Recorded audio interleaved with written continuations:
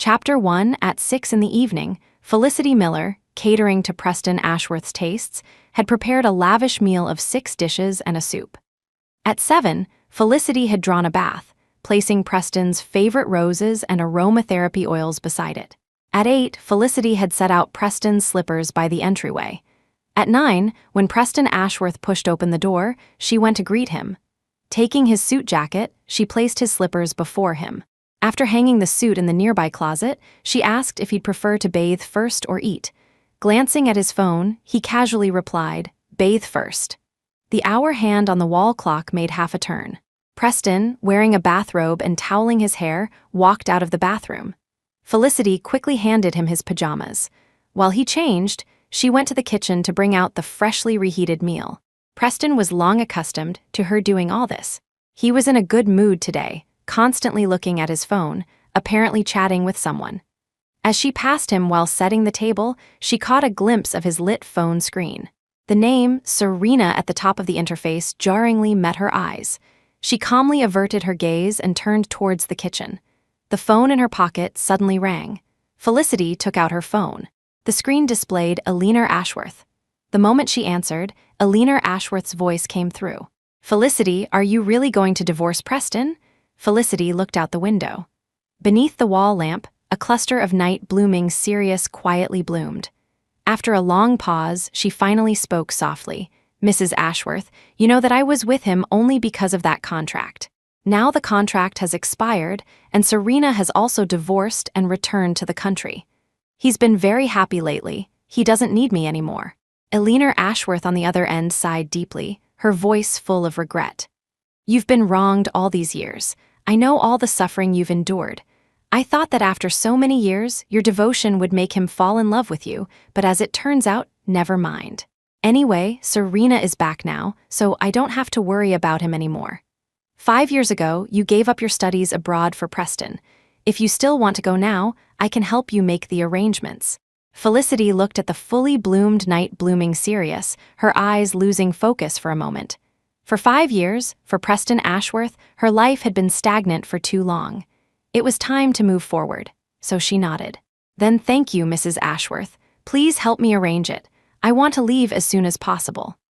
After the call ended, the cluster of night blooming cereus outside the window quietly withered, just as her 5-year marriage was about to completely end. Her family was poor. It was the Ashworth Corporation that had funded her continued education, allowing her to succeed academically and even secure the sole spot for the university's study abroad exchange program. For this reason, before going abroad, she had specifically come to the Ashworth home to express her gratitude. She wasn't the only one the Ashworths had sponsored, but she was the first to come and show her thanks. This made Eleanor Ashworth, who had intended to dismiss her with a few cursory words, take a second look. After hearing her purpose, Eleanor remained silent for a long while before speaking. "If you truly want to repay our kindness, then do me a favor." From Eleanor Ashworth, Felicity learned the story of Preston Ashworth and Serena Vance. Preston Ashworth was a golden boy, and Serena Vance a golden girl, both born into wealthy, prestigious families. They were childhood sweethearts who grew up together. Everyone could see that Preston liked Serena, but because Serena had once said she wanted a slow, enduring love, he had always guarded her silently. Finally, after they graduated from university, Preston felt the time was right to confess his feelings. However, Serena suddenly got a boyfriend and went abroad with him. Unable to believe it, he chased after her to the airport that very night, but was involved in a car accident on the way. And just as he woke up after surgery, Serena had already eloped with that man abroad. Thereafter, he shut himself in at home, drinking all day. A once proud golden boy was reduced to a wreck. It was at this time that Felicity Miller came to their door, and Eleanor Ashworth decided to have her help him move on from this relationship.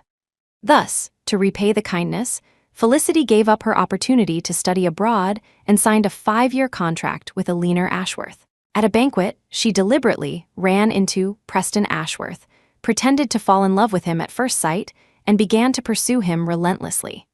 From then on, their entire social circle knew that Preston Ashworth had a woman by his side who was madly in love with him. Preston gradually grew accustomed to her kindness, but never took that final step. Until that night, he and a few friends made a bet on a yacht. Whoever's female companion could dive into the sea and find the ring they'd thrown would get the land in Northwood District. Felicity knew clearly that he had been sleepless for several nights trying to secure that piece of land. When everyone else recoiled in fear of the huge waves, she dived into the sea without hesitation. That was the first time Preston Ashworth lost his composure for her. He tightly held the rescued her, his voice full of fear and trembling. "Felicity Miller, let's get married. I'll try to love you." But Felicity later found out that he proposed to her that night only because Serena had posted on her social media a picture of herself and her husband kissing passionately under the aurora borealis. Even so, to fulfill the contract and remove Serena from his heart, she still did her utmost for Preston Ashworth. She cooked for him, diligently managed the household, and upon learning that his childhood birthday wish was to see a meteor shower, a wish his parents, busy with work, had never fulfilled, she spent 6 months searching for the best mountaintop vantage point to observe meteors. But that night, she waited all night, and Preston Ashworth never appeared. Later, she found out he had gone to find Serena. At that time, Serena's marriage had begun to show problems.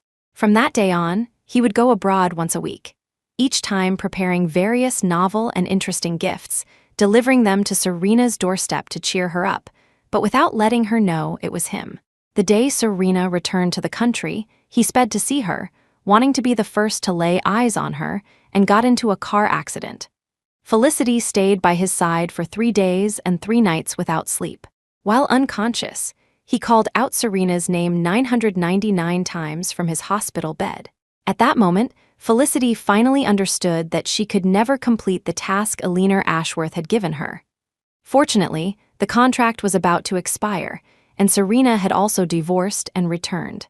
Preston Ashworth had, as he wished, waited for the woman he loved. It was also time for her to leave. From now on, both of them could start new lives.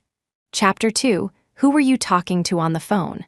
Seeing that Felicity hadn't come out for a long time, Preston Ashworth got up and went to the kitchen to find her, only to see her standing there, staring blankly at her phone. She snapped back to reality, calmly saying, "No one."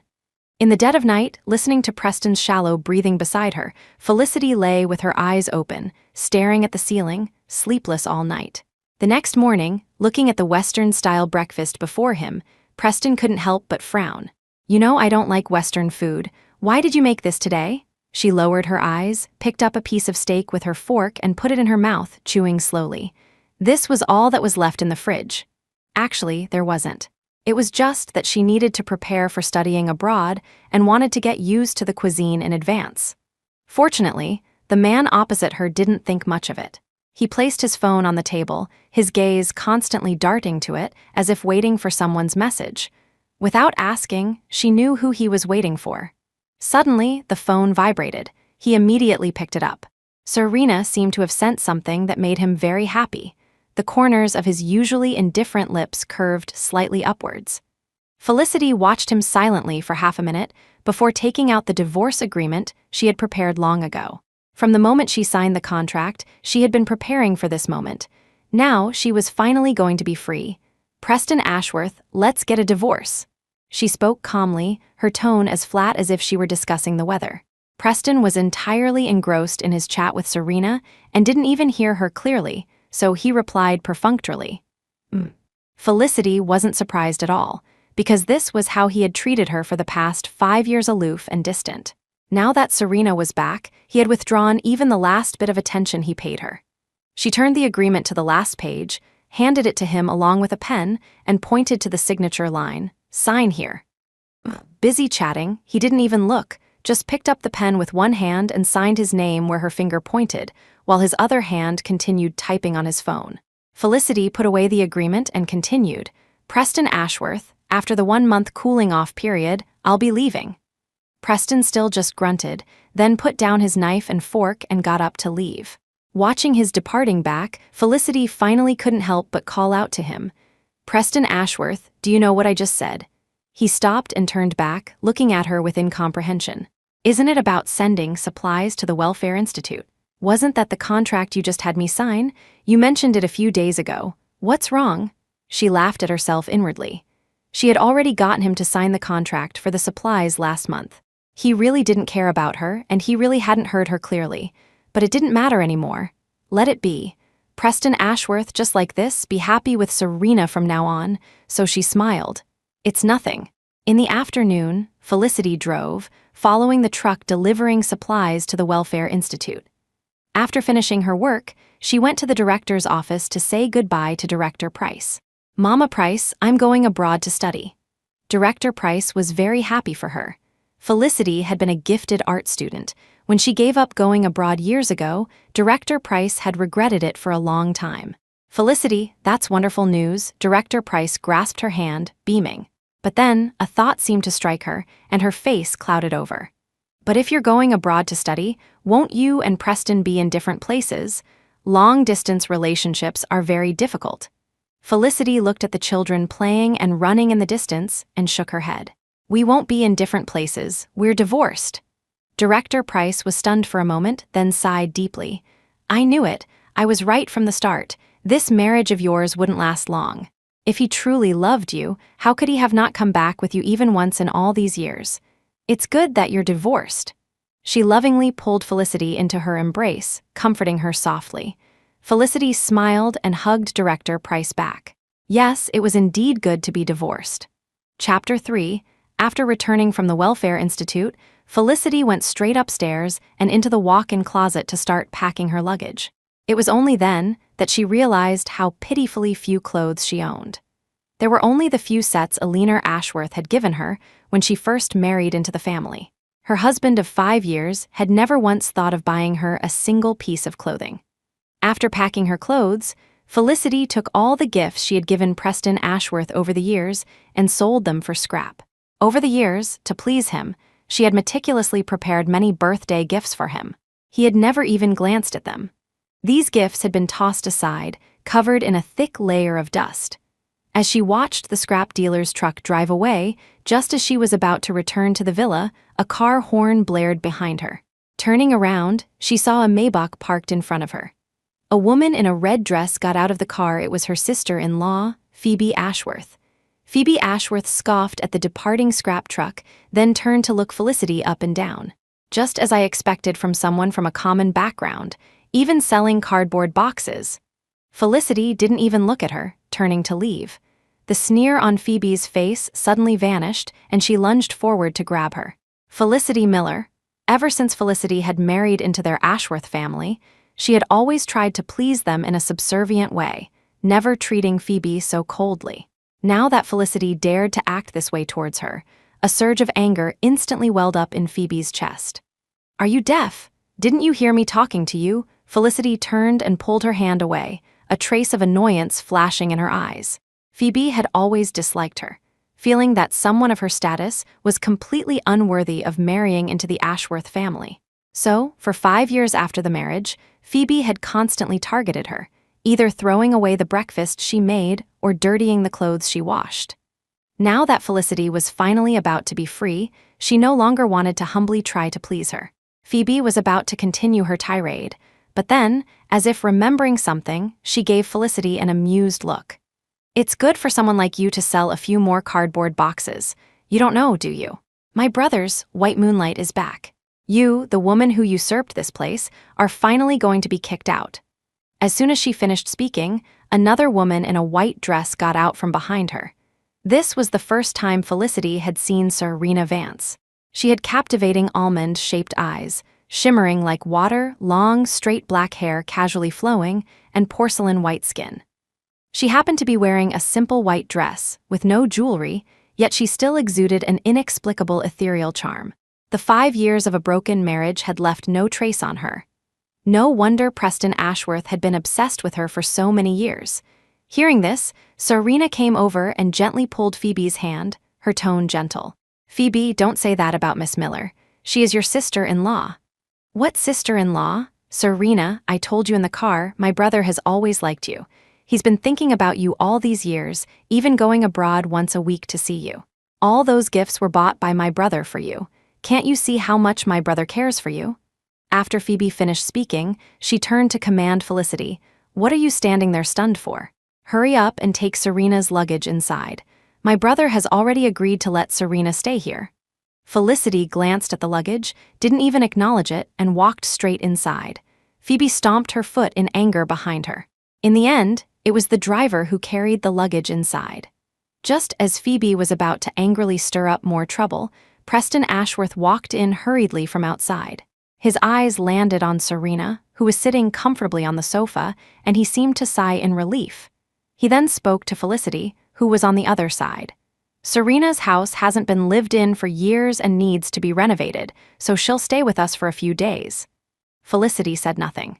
In the silence, Serena bit her lip and stood up, her face full of unease.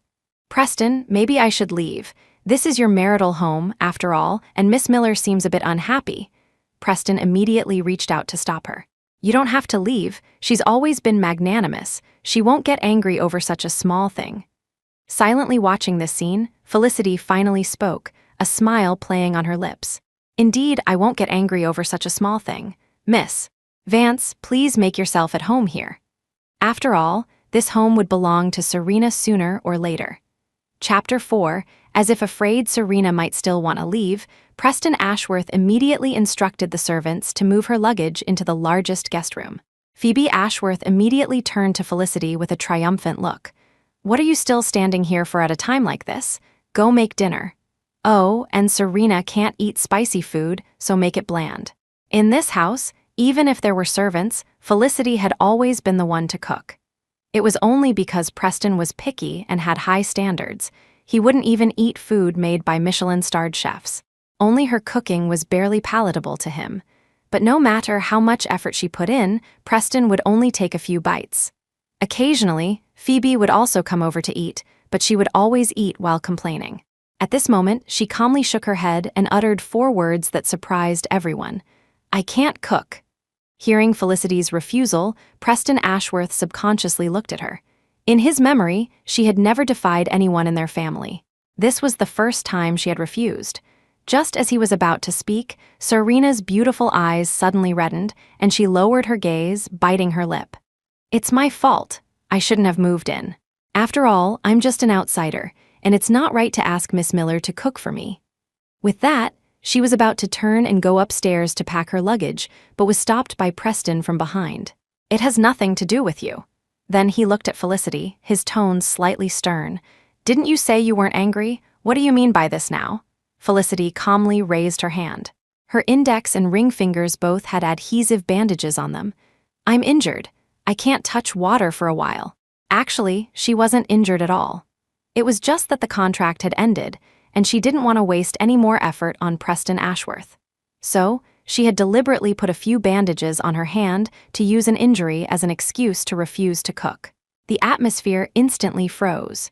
Previously, Felicity had managed all the household chores by herself, so the servants in the villa would leave at their scheduled times. Now, besides her, no one else in the house could cook. Even if they were to call the servants back, it was too late. Phoebe Ashworth frowned unhappily, her words full of complaint. Why didn't you say you were injured earlier? Are you deliberately trying to make us starve?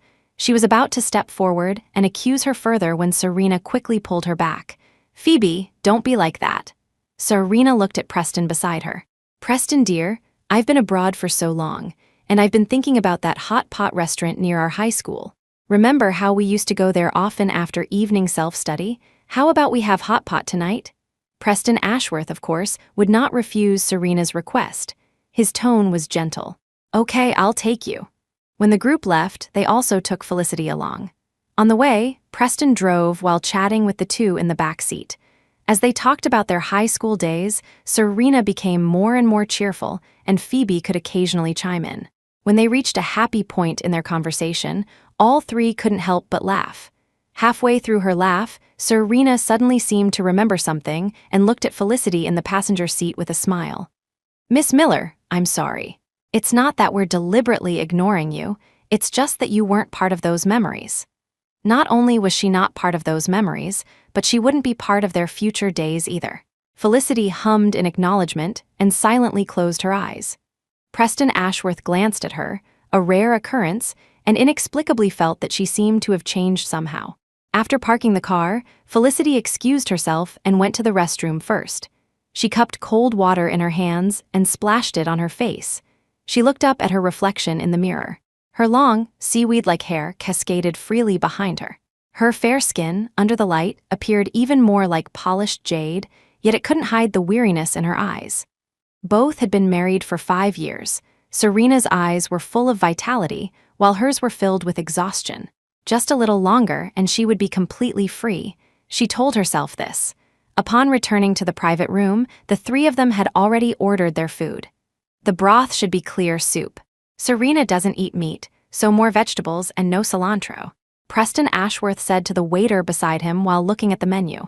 Even after so many years, he still remembered Serena's preferences so clearly. Felicity, do you have any dietary restrictions? 5 years. This was the first time he had asked about her preferences. Felicity sat on the other side, took a piece of tissue, and wiped the bowl and chopsticks in front of her.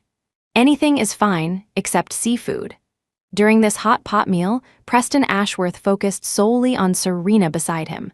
He barely ate a few bites himself, instead constantly serving her food. Halfway through the meal, a dispute suddenly broke out at the next table. It escalated, and they even stood up and started fighting. Guests nearby rushed forward to try and stop them. But unexpectedly, one of them had a fiery temper and suddenly picked up the scalding hot pot and threw it at the other person. That person quickly dodged. Due to the mesame, the hot pot came splashing towards their table amidst a chorus of screams. Preston instinctively turned sideways and sheltered Serena in his arms. Felicity couldn't dodge in time and watched helplessly as a large pot of scalding hot pot soup splashed towards her. Chapter 5. Instantly, Felicity was drenched in hot pot soup.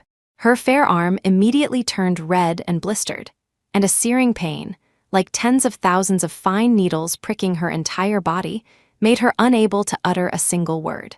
Felicity, Preston Ashworth quickly released Serena and walked towards her, a panicked expression appearing in his eyes for the first time. "Does it hurt? I'll take you to the hospital." She looked up at him, pain spreading throughout her body. Despite her best efforts, she couldn't manage to say a word. "Oh my God, Serena, how did you get hurt so badly?" Upon hearing this, Preston's attention immediately shifted to Serena. He rushed to Serena even more frantically.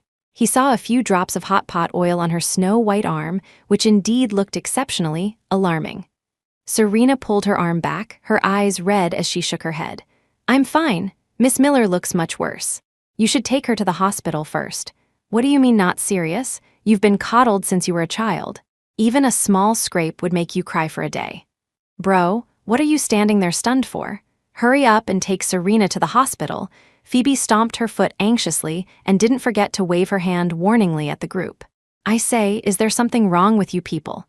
If you want to argue outside. You've hurt Serena. My brother won't let you off." At this, Serena could no longer bear the pain and whimpered softly, yet she still insisted.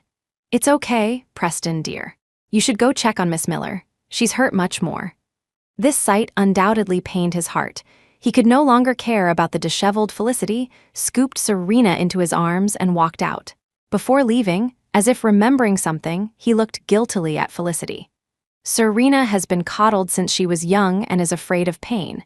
It's not far from the hospital here. You can take a cab yourself." It wasn't until the figures of the three of them disappeared from her sight that Felicity snapped back to her senses, enduring the pain while taking sharp breaths.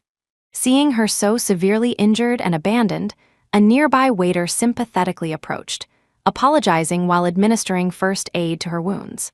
After taking painkillers, the pain finally subsided a little, at least enough that she wasn't so pained she couldn't speak.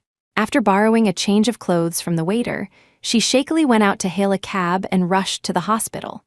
The doctor, holding a cotton swab, pressed down on the blistered areas while instructing her to apply medicine daily to avoid scarring. Felicity closed her eyes tightly in pain, 2 nurses pushing a small cart passed by her.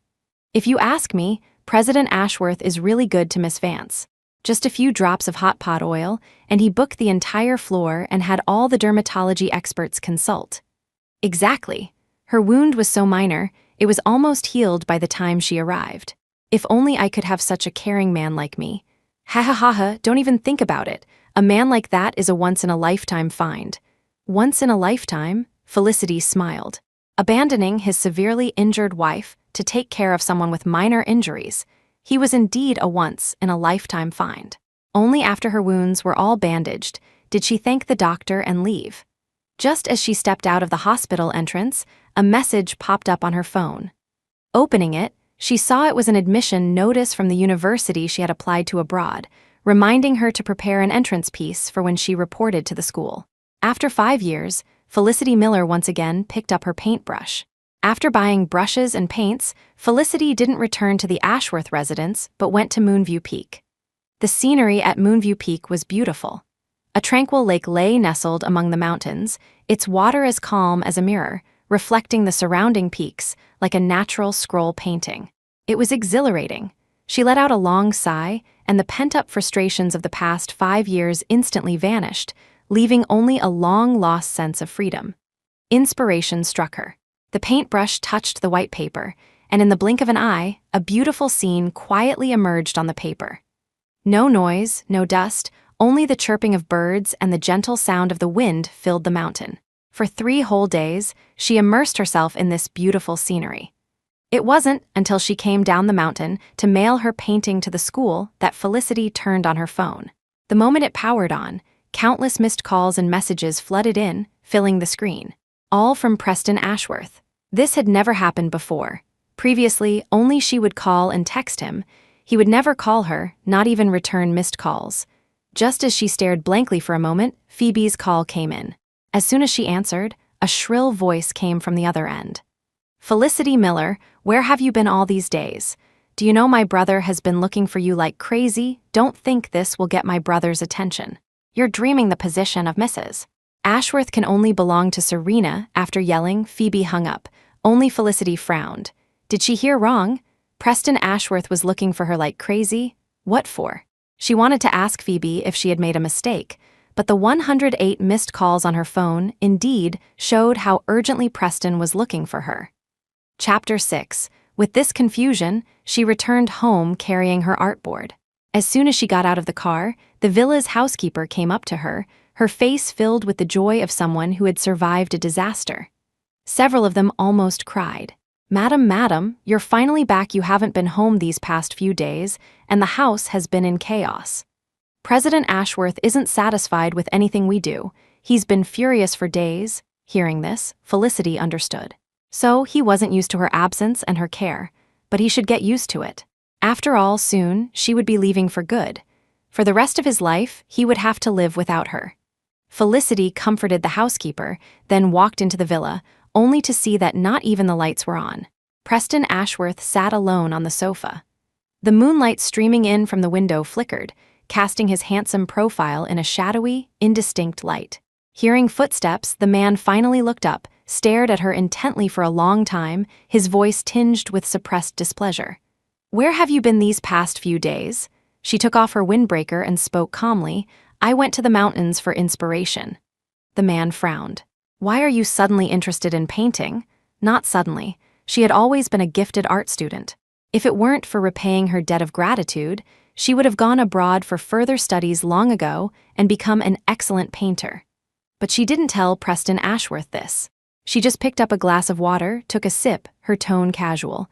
"I just suddenly felt like painting." Seeing this, Preston Ashworth pressed his temples. "About the hot pot incident last time, I didn't intentionally leave you behind. It's just that Serena has been coddled since she was young and is afraid of pain. Even a small scrape makes her cry for a day. We grew up together, and I'm used to taking care of her, so I took her to the hospital first. Besides, you didn't object at the time, did you? Why are you throwing a tantrum and running away from home now? Serena's house has been renovated, and she's moved out. Don't throw a fit over such trivial matters anymore." Towards the end, his tone carried a hint of accusation. It was unclear whether he was accusing Felicity of running away from home or accusing her of being unmagnanimous, causing his beloved to move out of their home prematurely. But Felicity didn't care anymore. She gave a perfunctory response and, putting down her water glass, was about to go upstairs. "Felicity Miller," she looked back and saw the man on the sofa stand up. "I'm hungry. Make me a bowl of noodles." Felicity continued to hold up her bandaged left hand. "Have you forgotten? My hand is injured too." Preston Ashworth was slightly stunned, but Felicity paid no attention to his reaction and turned to go upstairs. That day, as she was coming out of her room, a set of expensive jewelry was presented to her. She looked up, puzzled, at Preston Ashworth. Preston Ashworth coughed. "About the hot pot incident last time, I was busy taking care of Serena and didn't have time to pay attention to you. This is compensation."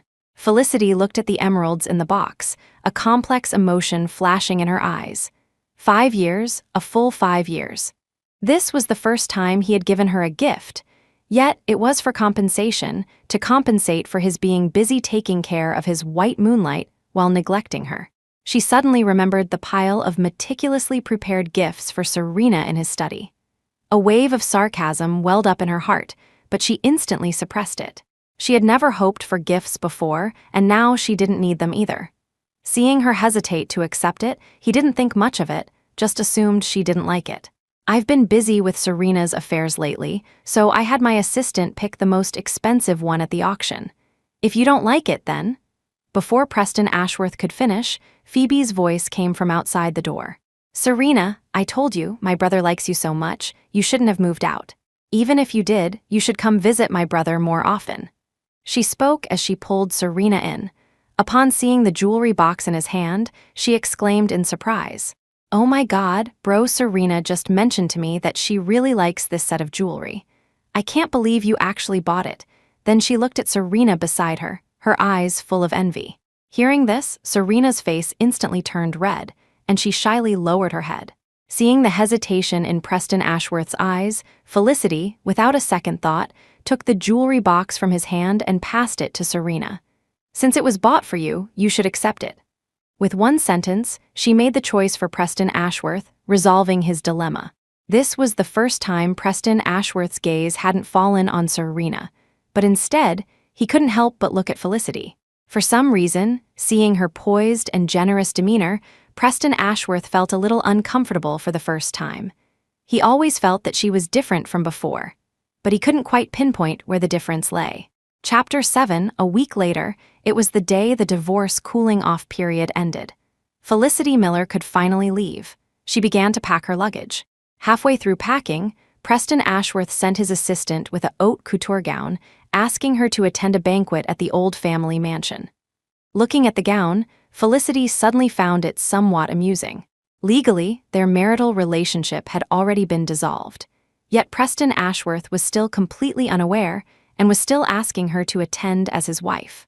Felicity initially wanted to refuse, but thinking of Alina Ashworth's care over the years, plus some travel documents she needed to get from Alina, she still changed into the dress and went to the banquet. In the bustling and lively banquet hall, the lights were brilliant, glasses clinked, and the aroma of wine overflowed from the colliding glasses, wafting among the boisterous crowd. And in the center of the crowd, Serena Vance was surrounded and adulated by a group of socialites and debutantes. Many women looked enviously at the emerald necklace around her neck. "Serena, President Ashworth really loves you so much." "Yes, this necklace you're wearing was just bought at a Sotheby's auction. It's a global limited edition, symbolizing a love unique in the world. I heard long ago that a mysterious tycoon bought it for a fortune. I didn't expect it to be President Ashworth. I didn't expect that, after so many years, President Ashworth still hasn't forgotten you. I remember when we were students, he used to pick you up and drop you off from school every day. All those jellies and chocolates in your desk were secretly put there by President Ashworth. I remember once you two had a fight, and you ignored him for days. He sought advice from countless people to coax you. He even came to me once, tusk, you don't know what he was like then, his eyes were all bloodshot. You ignoring him for a few days could have killed him. Serena, there's probably no one in this world who loves you more than President Ashworth. When he learned you eloped with someone else, he was utterly devastated. Later, when he found out you were unhappy abroad, he flew over every week to secretly see you, buying you gifts to cheer you up. Now that you're divorced, and I don't think he likes his current wife much, you two might as well get together." Yes, get together. Amidst the clamor, Felicity stood in a corner, quietly watching this scene, listening to others egging them on, narrating how much her husband once loved someone else. "Felicity!" A voice suddenly sounded from behind, pulling her back to her thoughts. She turned to see the person and almost called her mother. But then, remembering something, she corrected herself and respectfully said, "Madam Ashworth." Hearing this form of address, Eleanor Ashworth sighed but said nothing, merely handing her all the documents needed for going abroad. "Felicity, I've arranged everything you need for going abroad. The semester starts early there, so I've also bought your plane ticket. It takes off in 3 hours. Is there anything else I can help you with?" Felicity looked at the documents in her hand, a wave of relief washing over her. The thought of the long-awaited freedom and a new life made her hand tremble uncontrollably. Felicity took a deep breath to suppress her excitement, put the documents in her bag, and shook her head. "Thank you, Madam Ashworth. I'm already very grateful for what you've done for me." After a pause, as if remembering something, she added softly, "I only have one small request.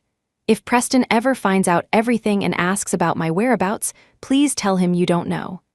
It was best if she and Preston Ashworth never met again in this lifetime. Hearing this, Eleanor Ashworth looked at her in surprise. "Didn't you tell him you were leaving?" What was there to say? That her approaching him back then was intentional? Or that her relentless kindness to him for 5 years wasn't out of love, but merely to repay a debt, following Eleanor Ashworth's instructions to make him forget Serena and move on from that failed relationship? Or that she was divorcing him to go abroad and never return? What was the use of saying it? His white moonlight was already back. Even if she left, he probably wouldn't care. Felicity smiled. "There's no need for that. I just want to leave as soon as possible and avoid any more trouble." "What, leaving?" A man's voice suddenly sounded from behind them. Felicity turned around and met Preston Ashworth's deep gaze. Her heart trembled slightly. She opened her mouth, wanting to explain something, but she wasn't sure if he had heard or how much he had heard. Fortunately, Eleanor Ashworth quickly intervened. "It's nothing. Why did you come over?" Preston Ashworth didn't ask further, just glanced at the cake on the stage. "Mother, it's time for you to go up and cut the cake." Eleanor Ashworth rubbed her head and refused. "I'm not feeling well. You two go up and cut the cake." Without looking at them again, she had a servant help her upstairs. After watching Eleanor Ashworth go upstairs, Preston Ashworth extended his hand to Felicity. "Let's go up to cut the cake." But she shook her head, holding up her injured hand. "No, it hasn't healed yet. You should ask Serena." A flicker of surprise crossed the man's eyes, as if he didn't understand why she said that, feeling as though something had slipped from his control. "Why should I ask her?" This time, it was Felicity who was puzzled. Why? Didn't he always leave her to go find Serena? For 5 years, he had gone abroad countless times for Serena. Now that she was actively giving him the opportunity, why did he look so incredulous? She smiled faintly. "Because you two have a good relationship. It's just cutting a cake, nothing much." Seeing her smiling face, indeed not looking angry, he, though still feeling something was amiss, didn't say more. He walked straight to Serena and whispered something in her ear. Serena blushed but still nodded, took his arm, and went onto the stage. They held hands and cut the cake together. Amidst the melodious piano music, their intimate embrace didn't look like they were cutting a birthday cake. It looked more like cutting a wedding cake. Halfway through the banquet, some A-listers left early due to health reasons, leaving behind mostly the younger generation. And these younger people had grown up with Preston Ashworth and the others, and knew everything about him and Serena. Seeing them like this now, applause erupted instantly. Some troublemakers even clapped and jeered. "Kiss, kiss, kiss," teasing Serena until her face grew even redder. Preston Ashworth's earlobes also turned slightly red. He didn't kiss Serena, but he didn't stop the crowd from jeering either. Felicity didn't care. She took out her phone and silently calculated her departure time. If the flight took off in 3 hours, then she had to leave now. But this silent demeanor, in everyone else's eyes, became sadness. Chapter 8. Soon, a group of socialites, led by Phoebe Ashworth, walked towards her with sneers. When Felicity looked up again, she was already surrounded by a crowd. Phoebe looked at her with a beaming smile. "Felicity Miller, so what if you've been married to my brother for so many years? You can still only stand here dejectedly, watching my brother and Serena being affectionate." "I told you long ago, my brother likes Serena. Being with you was just to heal from a broken heart. If you had any sense, you would have left long ago. How can you still shamelessly cling to my brother?" Felicity needed to hurry back to pack her luggage and didn't want a bother with these people. so she turned to leave. Who knew this group would become even more aggressive? An ugly duckling wanting to become a swan, what a dream. If Serena hadn't gone abroad, do you think someone like you could have become Mrs. Ashworth? Don't you know what kind of person you are? I advise you, if you have any sense, to voluntarily step down and get out of the Ashworth family. They pushed and shoved her as they spoke. Cat, got your tongue? We're talking to you, didn't you hear? Seeing Felicity remain silent, one of them with a fiery temper completely lost it and violently pushed her backwards. Bang, a loud crash. Felicity slammed heavily into the towering champagne tower behind her. Wine glasses shattered into pieces, and white wine mixed with red blood, a shocking sight. Instantly, all eyes in the venue turned to her. Preston Ashworth on the stage saw this scene, his pupils constricting. He quickly let go of Serena's hand and hurried over. Looking at Felicity, who had fallen to the ground covered in blood, his eyes were filled with rage. He quickly knelt down and took her into his arms. While telling someone to call his private doctor, he looked up coldly at the surrounding people. Who did this? Everyone was too scared to say a word. His face was extremely grim. Just as he was about to speak again, a bodyguard suddenly ran over. President Ashworth, Miss Vance suddenly said her stomach hurts a lot. You should go see her quickly. Preston Ashworth didn't release Felicity, just frowned slightly. Is it serious? The bodyguard looked anxious. Miss Vance is crying from the pain. This time, it was Preston Ashworth who hesitated. He looked at Felicity in his arms, a flicker of hesitation on his face. Felicity understood what he was about to say. She struggled to sit up from his embrace, her expression calm. I know, she's been coddled since she was young. Even a small injury makes her cry for a day. And you're used to taking care of her. Unexpectedly, Felicity had preempted what he was about to say. His thin lips moved, but he couldn't utter a single word. Felicity, however, had already staggered to her feet and continued, It's okay, go be with her. Let the doctor see her first too. I can handle it myself. For some reason, seeing her so indifferent, he felt an inexplicable panic in his heart. She had always been this magnanimous before. But today, she was so severely injured, yet she was overly magnanimous. So magnanimous that her eyes no longer held his reflection. This wasn't like her. Her eyes used to be full of him. When did she become like this? Preston Ashworth was about to speak again, but from not far away came the sound of Serena crying in pain. Finally, he no longer hesitated, just looked guiltily at Felicity. Felicity, I'll come see you later. I'll compensate you afterwards. With that, without further hesitation, he left her and hurried away. Watching him anxiously pick up Serena, cooing softly as he rushed out, a sarcastic smile touched Felicity's lips. But this appearance, in the eyes of Phoebe and the others, became the sadness of being abandoned. HMPH, I thought you acting like this would make my brother feel a little pity, but in the end, he still abandoned you. Felicity Miller, if you have any self-awareness, leave the Ashworth family yourself. Felicity ignored this group, borrowed an empty room from a servant, applied medicine herself, changed into a fresh set of clothes, and then limped away. Returning to the villa, Felicity went straight upstairs to pack her luggage. After bringing her luggage downstairs, Felicity casually placed the divorce agreement, signed by both of them, on the table. Just as she opened the door to leave, she came face to face with someone about to enter. Seeing Felicity Miller, Phoebe Ashworth immediately launched into a complaint. Where are you running off to? My brother asked me to bring you medicine. I really don't know what he's thinking, not staying by Serena's side, but worrying about you. He insisted I come over, making me look for you for ages. I don't need it. You should keep it for Serena. Felicity's face was calm. After speaking, she pushed Phoebe's hand away and was about to leave. It was then that Phoebe noticed the suitcase in her hand. Her expression changed drastically, and she grabbed Felicity's hand. What are you doing? Felicity looked at her, her eyes devoid of any ripple. I'm carrying a suitcase. What do you think I'm doing? It's obvious I'm leaving. Your brother likes Serena, and you've always been clamoring for Serena to be your sister-in-law. Now I'm voluntarily divorcing and stepping aside to make way for her. Phoebe's eyes widened at these words, and she stood completely stunned, as if she couldn't believe what she was hearing. After all, everyone in their circle knew how much Felicity Miller had loved Preston Ashworth before. How could she just up and leave now? She seemed to have figured something out, her voice even trembling slightly. Felicity Miller, stop pretending. You love my brother so much, you shamelessly insisted on marrying into the family back then. How could you voluntarily file for divorce now? I get it, you're playing hard to get, aren't you? Let me tell you, this trick won't work on my brother. Felicity's eyes were calm. Whether it's true or not, the divorce agreement is on the table. You can go see for yourself. Phoebe, you keep holding my hand. You're not reluctant to see me leave, are you? Hearing this, Phoebe instantly bristled and quickly let go of Felicity's hand. How could that be? I wish you'd leave immediately as soon as you're gone.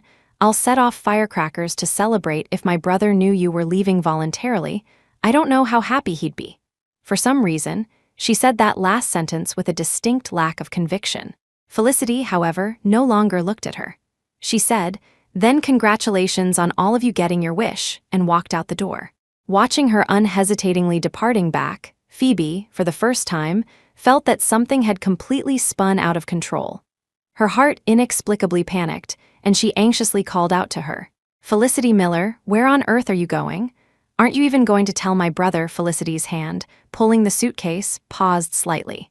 She looked back at Phoebe and also at the villa behind Phoebe.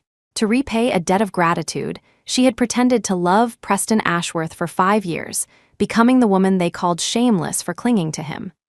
To repay a debt of gratitude, she had thrown away her dreams, her future, and herself. For 5 years, she had tried her best to be a good wife and mother, diligently managing the household, yet she had received not a shred of respect, not an ounce of self.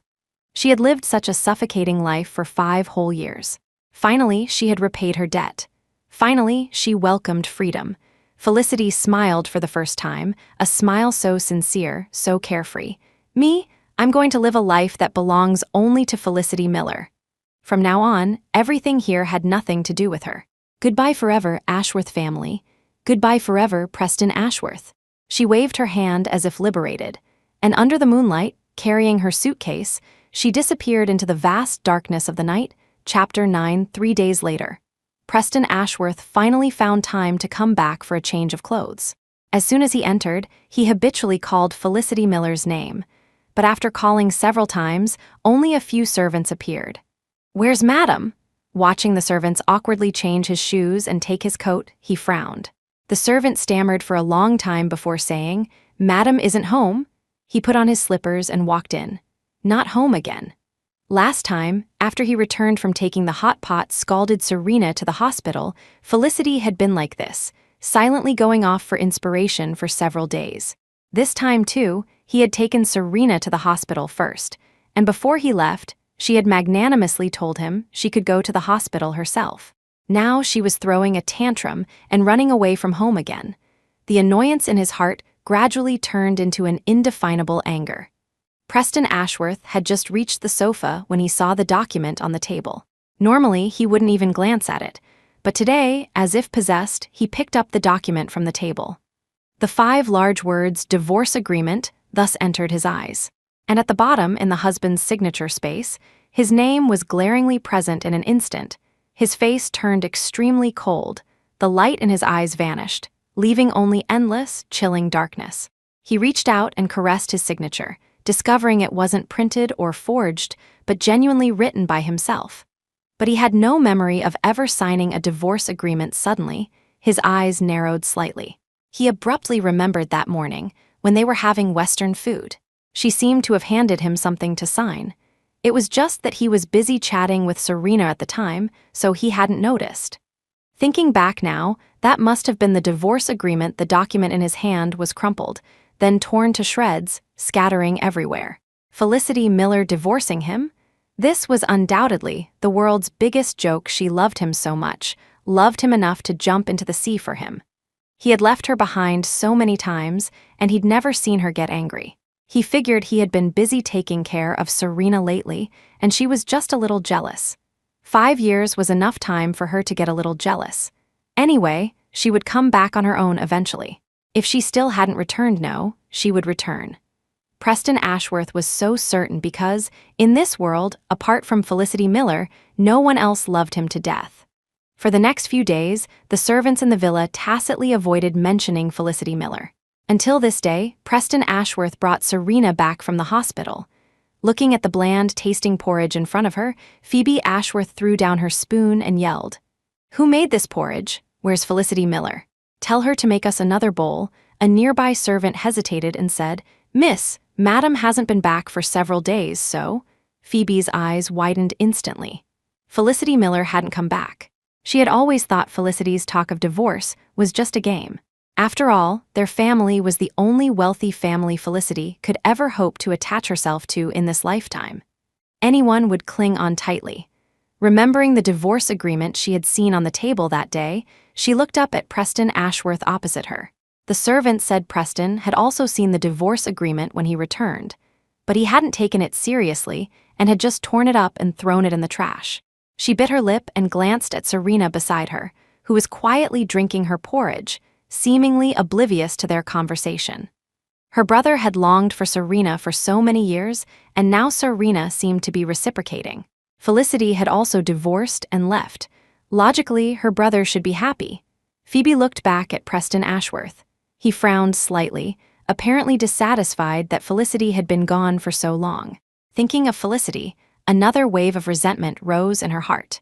She left, and that was that, but she still managed to unsettle her brother. After the meal, Serena was helped upstairs by a servant to rest. Phoebe looked at Preston Ashworth, who was still sitting in his original seat, thought for a moment, and said, "Bro, when are you going to make it official with Serena? I've been hoping for her to be my sister-in-law for years." Chapter 10, Preston Ashworth suddenly looked up at her. "What did you say?"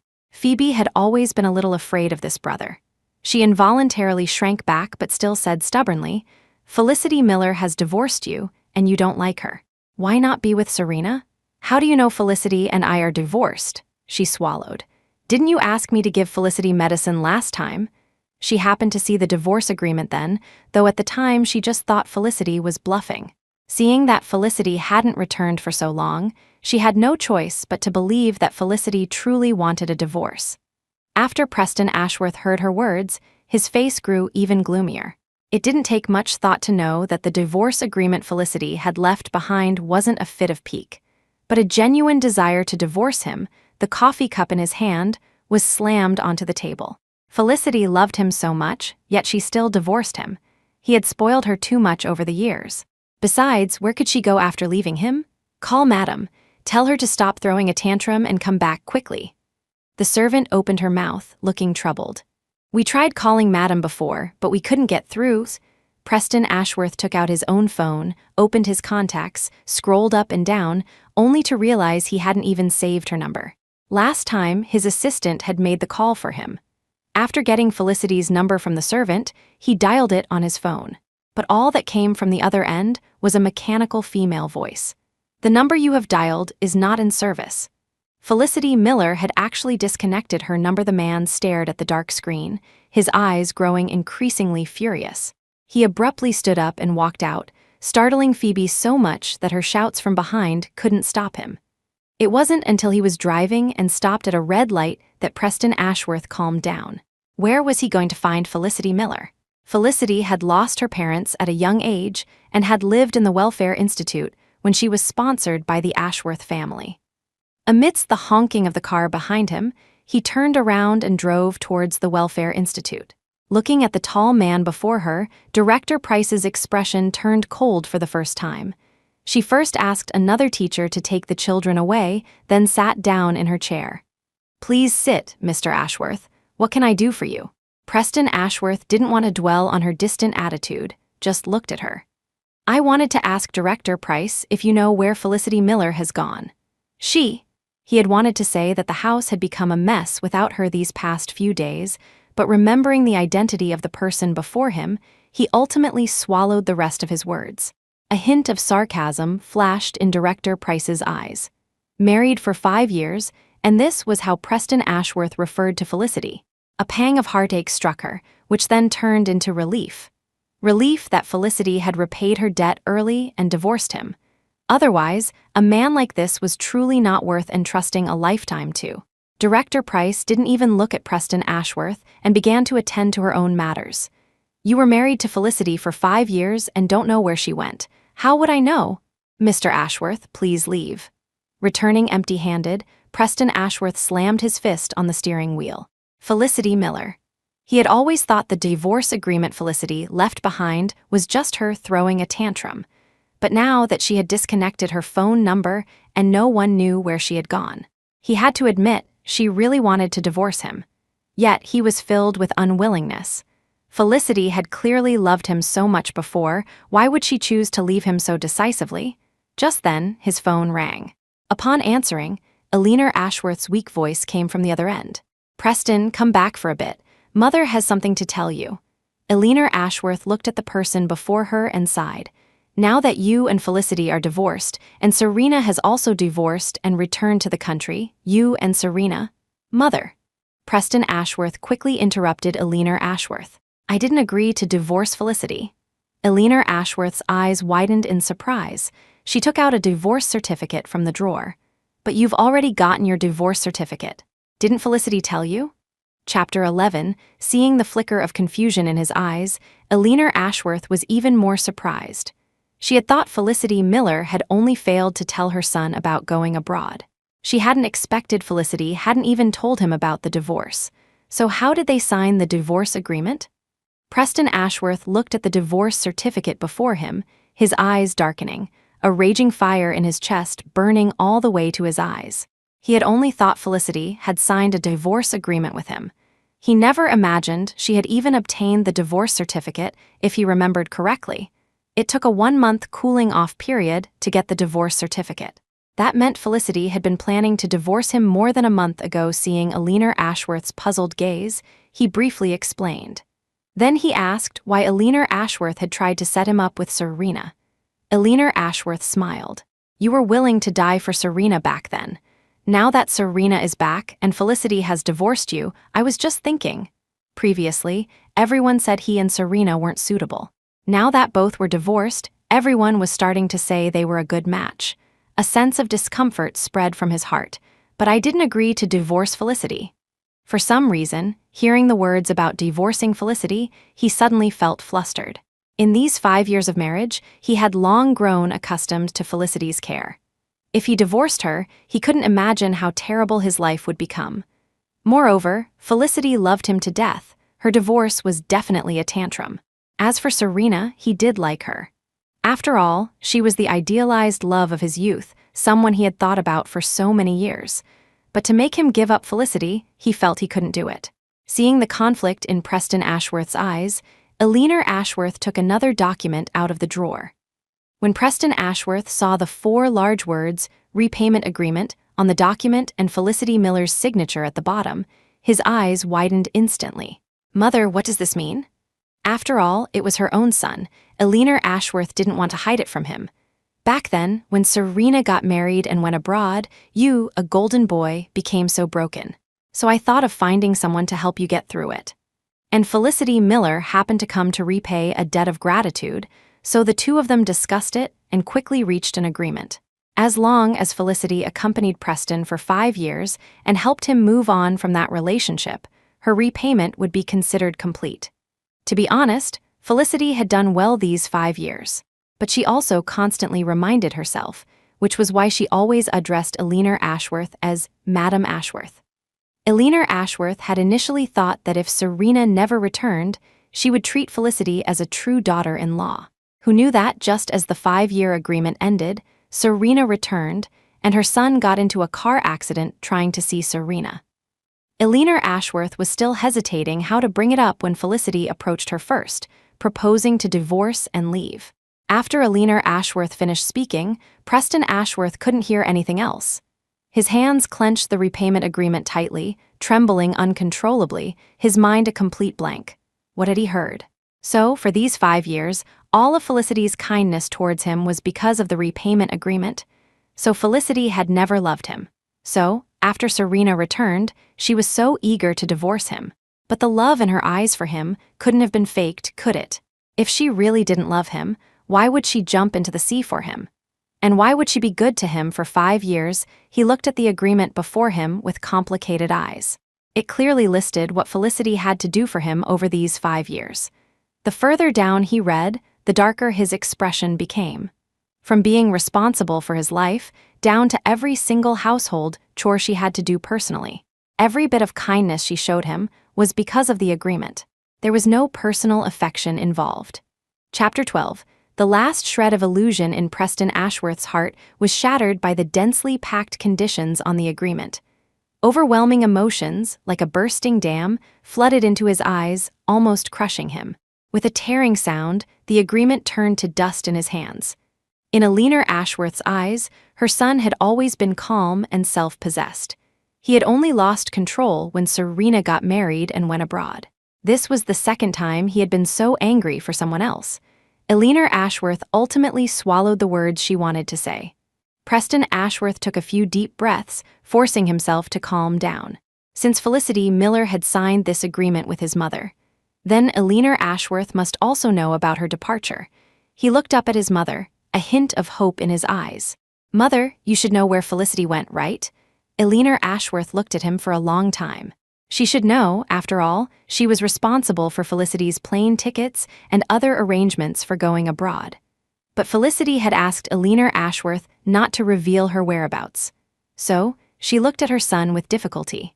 "Sorry, I can't tell you." "Besides," Alina Ashworth gave a wry smile, "even if I told you, it would be useless." Felicity might have anticipated this day, perhaps guessing that since Alina was Preston's mother, she would inevitably tell him. So Felicity hadn't gone to study in the country Alina had arranged for her at all. Disappointment instantly filled Preston Ashworth's eyes. He had never known Felicity would leave so decisively, just as she had suddenly burst into his world. But apart from a trace of regret, Alina Ashworth showed no other emotion, merely asking tentatively, "Then you and Serena?" A shrill ringtone suddenly interrupted. The moment it connected, Phoebe's anxious voice came from the other end. "Bro, come back quickly, something happened to Serena." When Preston Ashworth returned home, he saw several foreigners standing outside the villa. The man in the lead had a cool, detached demeanor, coldly looking at Serena, who was covering her face and crying. Preston Ashworth recognized him at a glance as Serena's ex-husband. He quickly walked over.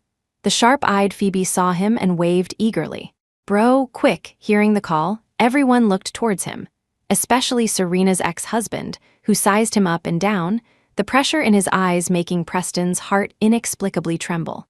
Preston Ashworth walked up to Serena and looked at the man. "Mr. Croft, what brings you to the Ashworth residence?" Harrison Croft looked at him and sneered.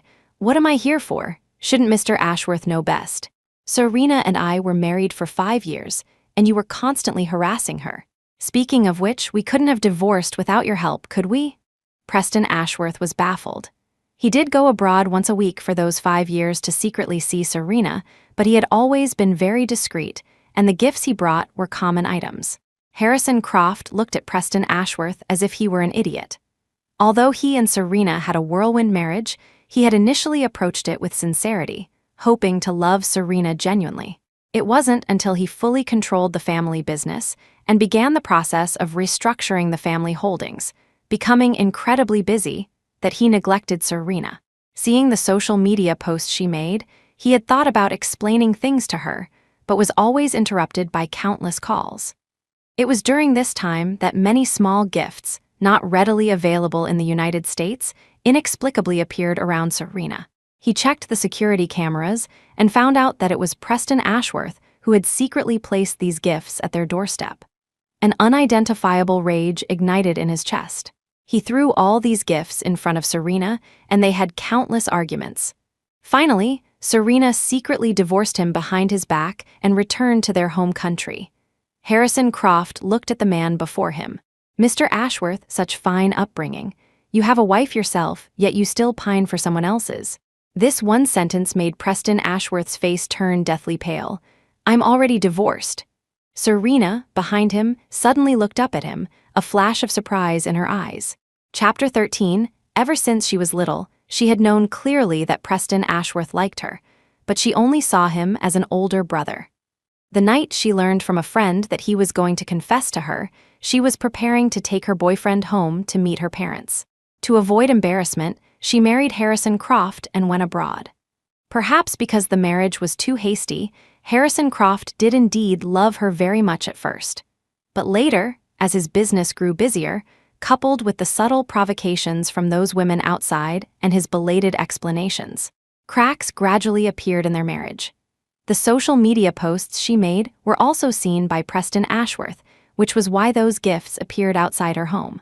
She knew Preston Ashworth was also married, and she was aware of how much trouble his actions would cause both their families. So she thought of quietly disposing of these gifts, but the day she threw them away, Harrison Croft caught her in the act. Countless accumulated conflicts erupted at that moment. Later, she secretly divorced him and returned to her home country. Her parents were far away abroad and couldn't look after her. Just as she was thinking of staying in her family's hotel, Preston Ashworth, who had somehow learned about her divorce, came looking for her. She was timid by nature. The boldest thing she had ever done was secretly divorcing Harrison Croft. Faced with the advances of Preston Ashworth, who had always liked her, she sternly refused, stating that she had a place to stay. But he acted as if he hadn't heard, forcefully taking her back to the Ashworth home. When she thought Felicity Miller didn't want her to stay, she felt a sense of relief, thinking she could use this as an excuse to leave. Who knew Felicity Miller would actually agree? Later, when her house was renovated, she took advantage of his absence and secretly moved out. After all, they had been friends for many years, and she didn't want to destroy their friendship. But every time she refused, it seemed to take on a different meaning in his eyes. This undoubtedly troubled her, and upon hearing that Felicity had divorced him and left, guilt filled her heart. She shouldn't have returned to the country. Harrison Croft didn't even look at Preston Ashworth, directly pulling Serena from behind him. Serena, Preston Ashworth instinctively tried to grab her back, but was blocked by Harrison Croft's bodyguards. "Serena, I was wrong about what happened before. I apologize to you, and I promise it won't happen again. Now, will you come home with me? As for the divorce agreement, I've applied to withdraw it." Serena was full of hesitation. "Serena, don't agree to him." Panic was visible in Preston Ashworth's eyes. He clearly knew the emotional scars Serena had suffered because of Harrison Croft over those years. If she went back, wouldn't she be repeating the same mistakes? Phoebe, beside him, nodded incessantly. "Yes, Serena, my brother is the best." Serena took a deep breath, looking at the hand Harrison Croft held tightly. She looked up at Preston Ashworth. "Preston dear, thank you for your care these past few days." One sentence completely shattered Preston Ashworth. Serena bit her lip. "Ever since I was little, I've always been weak and easily bullied, never knowing how to refuse. You were always the one helping me out, and I'm very grateful to you. Now I have the courage to refuse, but because I'm scared, I always cry when I refuse," which took on a different meaning in your eyes. "I'm very sorry for the misunderstanding I caused. Felicity is a good girl, and I need to apologize to her too. Preston Ashworth, let's not see each other again." It's unclear how this fiasco ended. The crowd dispersed, and the villa once again held only Preston Ashworth. Looking at her son, who had become despondent again, Eleanor Ashworth felt both angry and heartbroken. Angry that he repeatedly fell into this state because of heartbreak. Heartbroken that his health would suffer again, and this time there was no one like Felicity Miller to pull him out. The successive blows seemed to have changed Preston Ashworth into a different person. These gossips were also spread by netizens across the ocean. Chapter 14, Italy. When Felicity Miller walked out of the art studio, her accompanying friend was holding her phone, showing her gossip about Preston Ashworth. "Felicity, look," she glanced at the screen while holding her art supplies, then said, "Oh, that's your reaction?" Her friend looked at her, puzzled. Felicity shrugged helplessly. "What other reaction do you want me to have?" Their circle was small. Everyone knew about her situation. After all, Preston Ashworth's car accident for love and subsequent marriage to someone else had caused a huge sensation. They also knew some of the things Felicity had done. However, their reaction was vastly different from that of the people around Preston Ashworth. Preston Ashworth didn't cherish such a good person and instead insisted on pestering someone else's wife. Truly shameless. Her friend threw her arms wide in an exaggerated gesture, her face indignant. "If I were you, I'd want to slap him twice," Felicity chuckled. From the moment she left the country, she no longer cared about those matters back home. Late at night, as Felicity finished her last painting, a harsh ringtone suddenly broke the silence. It was a call from another classmate who had returned to their home country. As soon as she answered, her classmate's excited voice came through. Felicity, Felicity, let me tell you, Preston Ashworth has lost his mind. Lost his mind, she frowned. Only then did she learn that ever since she divorced Preston Ashworth and went abroad, and his white moonlight returned to the U.S. with her ex-husband. Preston Ashworth had become despondent, holing up at home drinking all day. If it were before, she would have already prepared him a hangover soup. Now, without her attentive care, he inexplicably remembered her goodness. Coupled with others' remarks about how good she was, his desire to find her grew stronger. Unfortunately, she hadn't gone to the country Eleanor Ashworth had arranged. He didn't even know where she was. To find her, he even neglected his company. He even dealt with all those people who had hurt her back then. Even Phoebe, who had looked down on her, was forcibly sent to Australia by him. This series of mad actions, if he wasn't mad, then what was he? Felicity fiddled with the roses on the windowsill, her eyes lowered. From the day she started repaying her debt of gratitude, she had only treated Preston Ashworth as a task, only thinking of finishing the repayment and leaving as soon as possible. The day she went abroad, she initially intended to go to the country Eleanor Ashworth had arranged. But after thinking about it, she bought a new ticket to Italy after landing. Since then, she had devoted herself wholeheartedly to her career, paying no attention to Preston Ashworth's affairs. Now, hearing about him, she only thought of one sentence: belated affection is worthless. Moreover, she didn't love him, so why would she care about his regret? Felicity, as usual, carried her artboard to the studio to paint. As she stepped out, she saw her friend Winnie Sterling standing at the door, waiting for her. After taking the bread from Winnie's hand, Felicity handed her the birthday gift she had prepared. Laughing and chatting, the two arrived at the art studio, only to be told that today's class was canceled because a very famous art master was coming to the university to give a lecture. They packed up their artboards again and headed towards the university. The lecture hall was packed with people. Felicity and Winnie desperately squeezed in, managing to grab the last two seats at the very back. With a knock on the door, the classroom quickly quieted down. When they saw the person who entered, the previously bustling classroom instantly fell silent. For no other reason than the lecturer was too handsome. In the art circle, they had seen countless good-looking people, but none were more handsome than the man in front of them. Only Felicity, after clearly seeing the person, suddenly held her breath, because she knew this person. Long time no see, Felicity. Chapter 15. The person before her smiled at her, causing her eyes to involuntarily redden. Frederick Shaw was Felicity Miller's childhood sweetheart, having grown up with her in the orphanage. He and Claire Shaw were a few years older than her, so it was always the two of them protecting her. It was just that fate differed. He and Claire were successively adopted by loving families.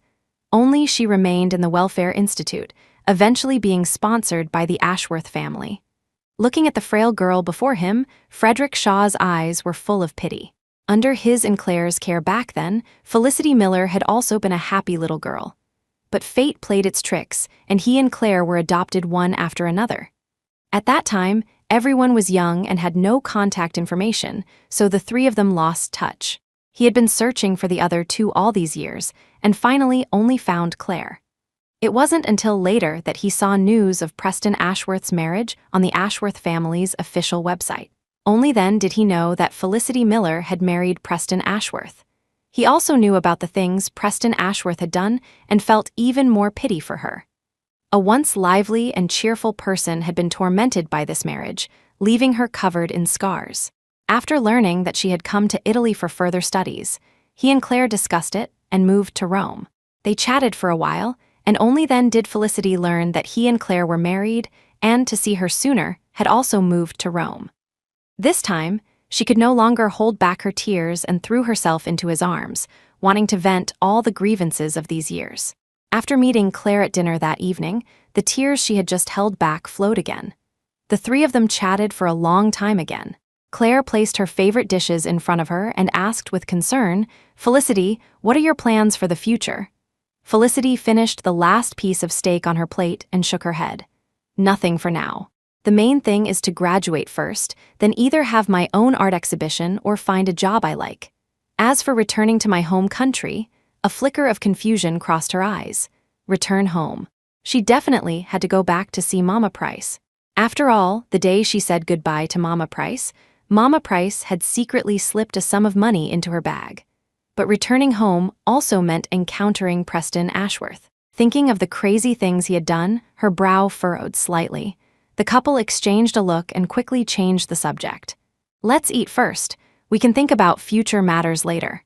We'll always support you." In the blink of an eye, it was late autumn again, and Felicity Miller welcomed her graduation ceremony. Looking at the scene before her, Felicity was filled with emotion. She had finally waited for the graduation ceremony that had been delayed for 5 years. "Felicity, happy graduation. Felicity, happy graduation." Friends sent bouquets one after another to congratulate her, making her eyes redden again. At the final meal with her friends, Felicity also let loose and had a few glasses of wine. The bitter wine slid down her throat, and a wave of sourness welled up in her heart. Thinking that it would be difficult for them to meet again in the future, everyone cried and laughed, making a ruckus late into the night. A week later, Felicity Miller packed her luggage, said goodbye to her friends and Italy, and returned to her home country with Frederick Shaw and Claire Shaw. Not for long-term residence, just temporarily. Partly to come back and see Mama Price, and partly because she was commissioned by a friend to jointly organize an art exhibition with him. Seeing Mama Price, whom she hadn't seen for 2 years, Felicity's eyes reddened again. Director Price stroked her hand, and hearing that she had completed her studies and realized her dreams, her eyes were filled with gratification. As they chatted, Director Price suddenly spoke. "By the way, not long after you went abroad, Preston Ashworth came to the Welfare Institute looking for me to ask about your whereabouts." Chapter 16, having not heard Preston Ashworth's name for a long time, Felicity Miller felt a bit dazed for a moment. Director Price continued speaking beside her. "But looking at him, I knew he wasn't good to you, so I didn't tell him at all." After having dinner with Director Price, she returned to the Shaw Villa. Because she was only back in the country temporarily, Frederick Shaw and Claire Shaw had directly brought her to their home. Seeing her return, Claire greeted her, showing concern and leading her to the dining room for soup. After they chatted for a while about next week's art exhibition, Felicity went to her room to rest. Ashworth Corporation Building. Preston Ashworth stared at the photo on his desk for a long time, lost in thought. 2 years, a full 2 years. He had mobilized the entire Ashworth family's resources, but still hadn't found Felicity Miller's whereabouts. Looking at the youthful person in the photo, a bitter smile touched his lips. This was his and Felicity Miller's wedding photo, and also their only photo together in 5 years. People always wait until they've lost something to cherish it. He understood this sentence now. When Felicity first left, he thought he was just used to her taking care of him, which was why he was so unaccustomed to her departure. It wasn't until he saw the repayment agreement she had signed with Alina Ashworth and the subsequent events. Only then did he realize that his habit of her had long turned into love. It was just that because of Serena's presence before, he had ignored this love. Now that he acknowledged this love, she had long since left his world. The office door was knocked from the outside, and then his assistant, Simon Neal, walked in. "President Ashworth, you've been invited to visit the new artists exhibition being held downtown tomorrow." It was only after the divorce that Preston Ashworth realized how little he knew about Felicity Miller. When Felicity returned from her inspiration trip, he thought she had suddenly developed an interest in painting. Later, he learned that she had been studying art since she was a child. If she hadn't given up studying abroad to repay her debt, she would have long since become a rising star in this field. Perhaps to understand her, perhaps also to get closer to her, he would visit every art exhibition held in Glenwood City. Meanwhile, her classmate had already sent Felicity the list of media and entrepreneurs invited to this exhibition, so she could prepare. When Felicity saw Preston Ashworth's name on the list, she was stunned for a moment. Her classmate saw her expression and quickly said, "If you don't want to see him, you don't have to come out for interviews and such then." She smiled and shook her head. "It's okay." From the first day she returned to the country, she knew they would meet one day. She couldn't hide forever. Besides, what did she have to be afraid of? She had already paid back what she owed his family. They were just strangers now. On the day of the art exhibition, a steady stream of visitors followed the signs into the gallery. Preston Ashworth was among them. Over the past few years, he had visited many art exhibitions and had gained some understanding of the paintings on the walls. Every painting was beautiful until this one appeared. No superfluous lines, only the scenery of the mountains. The nameplate next to it bore the title of this painting. Freedom. Inexplicably, he thought of Felicity Miller. Married for 5 years, Felicity Miller had always revolved around him, waiting for him at home 24 hours a day. She had lost herself without a shred of freedom. Clearly the most ordinary thing, yet it had become her extravagant hope. Lost in thought, a familiar female voice reached his ears. He looked towards the sound and saw the person he had been longing for day and night. In an instant, his world suddenly became silent. His heart and eyes filled only with the woman before him. She wore a long dress, her long hair neatly tied up, smiling and explaining her work to the person in front of her. Felicity, Chapter 17. Felicity Miller frowned slightly. Before she could turn around, she was pulled into a long mist embrace, the cold scent of cedarwood invading her nostrils. Preston Ashworth held her tightly, his body trembling uncontrollably. Felicity, Felicity, you're finally back." Just as Felicity was about to push him away, a figure beat her to it, pulling the man away. The next second, she was held tightly in Claire Shaw's embrace. "Felicity, are you okay?" Felicity shook her head. Frederick Shaw looked at the man before him, his eyes cold. "Preston Ashworth, what face do you still have to see Felicity?" Seeing him, Frederick Shaw would remember all the grievances Felicity had suffered in those 5 years, and his anger intensified. Preston Ashworth opened his mouth, wanting to explain. Felicity stepped forward and stopped him. "Frederick, let's talk somewhere else." She didn't want the art exhibition she and her friends had worked so hard to prepare to be ruined by him. The coffee shop on the second floor. Frederick Shaw stood in front of her and Claire, questioning Preston Ashworth. "Felicity and you are already divorced. Why do you still come to disturb her?" Preston Ashworth looked at the cold face of the girl behind Frederick Shaw, his heart feeling as if it were being tightly squeezed, the pain making it difficult for him to breathe. Felicity Miller had never faced him with such an expression. The moment he saw Felicity Miller again, he had many questions he wanted to ask her. But in the end, there was only one. "Felicity, why did you divorce me?" Claire Shaw rolled her eyes. What a stupid question. Felicity looked at him calmly. "The debt of gratitude is repaid. Naturally, I had to leave." From the moment she signed the divorce agreement, she knew that the matter of her repaying the debt would also be presented to him. "So, all your kindness to me these 5 years was because of repaying the debt?" Preston Ashworth's hand trembled as he spoke, his voice tight. "Yes." Felicity remained so calm, as if remembering something, then continued. "From the moment Eleanor Ashworth had me sign the repayment agreement, our relationship was solely about repaying a debt. I constantly reminded myself of this, so after signing it, I immediately prepared a divorce agreement." Speaking of which, Preston Ashworth was the first man she had ever been with. She was getting married before even entering society. Her simple mind feared being diluted by the facade of those 5 years, so she had prepared a divorce agreement early on. Whenever she felt herself about to fall for him, she would take out the divorce agreement to remind herself. The relationship and the gap between them. Had she ever tried to fall in love with Preston Ashworth? Perhaps. But just as her feelings began to stir, he abandoned her time and time again for Serena. Any normal person would be exhausted, let alone someone like her, repaying a debt. It was already good enough that she didn't loathe him.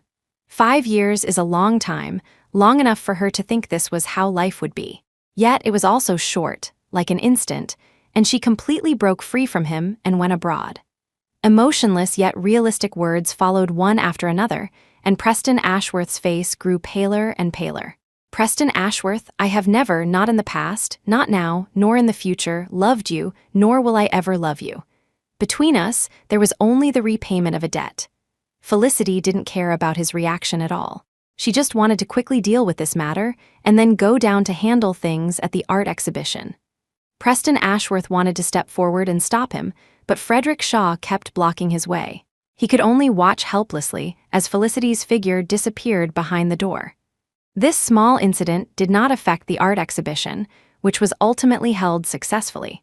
To celebrate for her, Frederick Shaw and Claire Shaw specially booked her a favorite restaurant. But before the food arrived, a bouquet of vibrant, dewy roses was delivered. "Excuse me, which one is Miss Miller? These flowers are from Mr. Ashworth, specifically to congratulate Miss Miller on the successful opening of her art exhibition." Felicity didn't even accept it, just asked the waiter to return it the way it came. "Please tell that Mr. Ashworth I don't like red roses." Red roses were Serena's favorite. She only liked pink roses.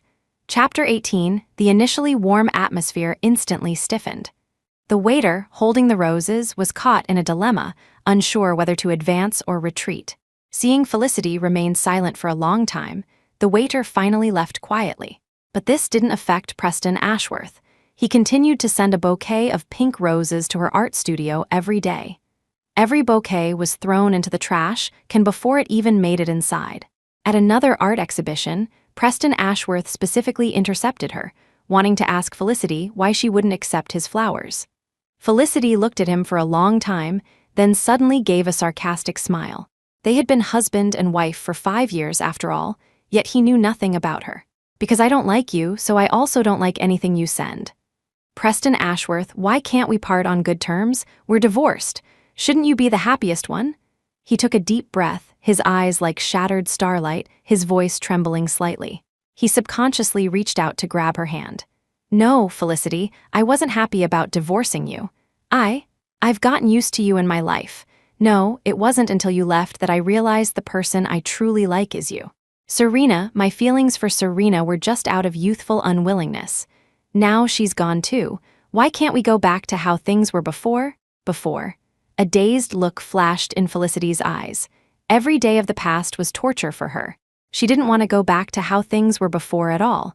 She sidestepped his hand, her voice growing colder. "Preston Ashworth, listen to what you just said. You're just used to me like a nanny. It's just that other nannies wouldn't risk their lives for you like I did. Do you really realize you like me? Do you even believe those words yourself?" Preston Ashworth's face also turned pale.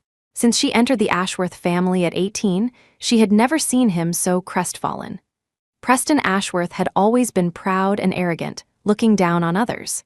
Now his face looked so unsightly, simply because she hadn't gone along with his words as before, but had directly pierced through his truest thoughts. She didn't spare him another glance and turned to leave. But just as she left the art studio, she suddenly received a call from Alina Ashworth. Thinking of Alina Ashworth, Felicity only felt gratitude.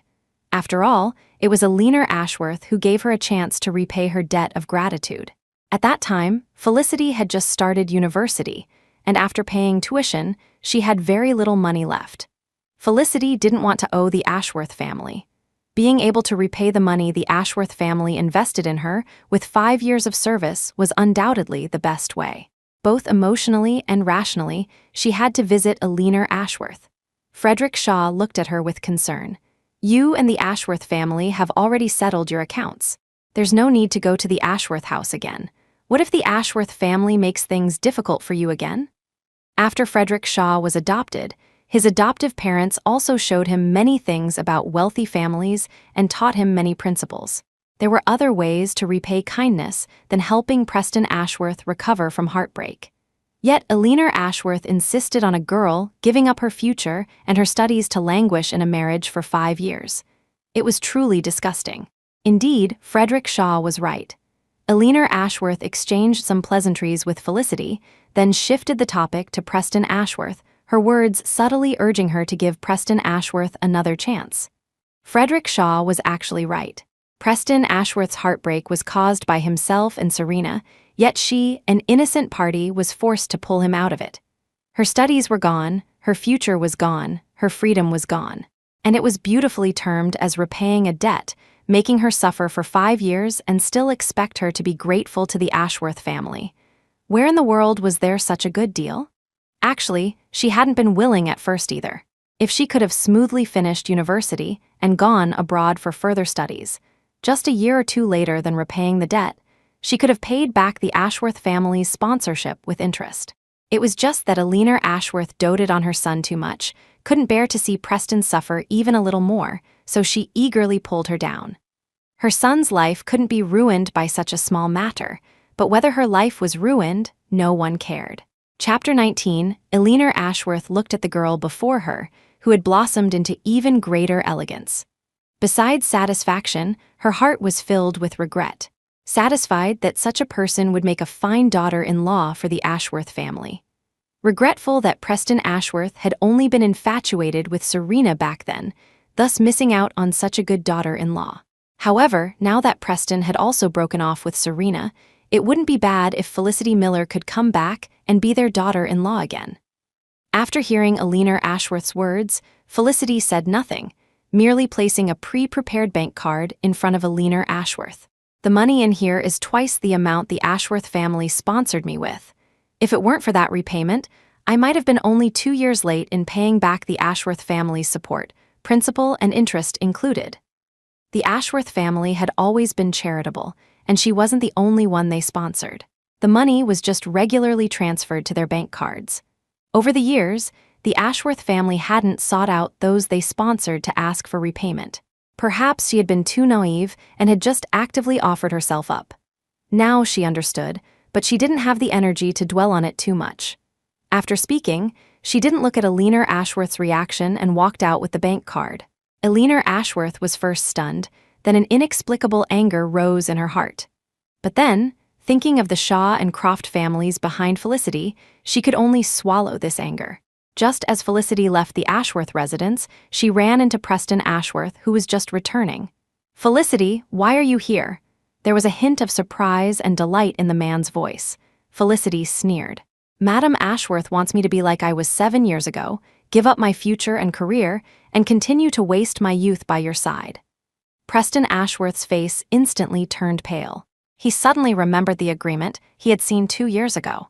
In that 5-year repayment, Felicity Miller had to give up everything and wholeheartedly stay by his side.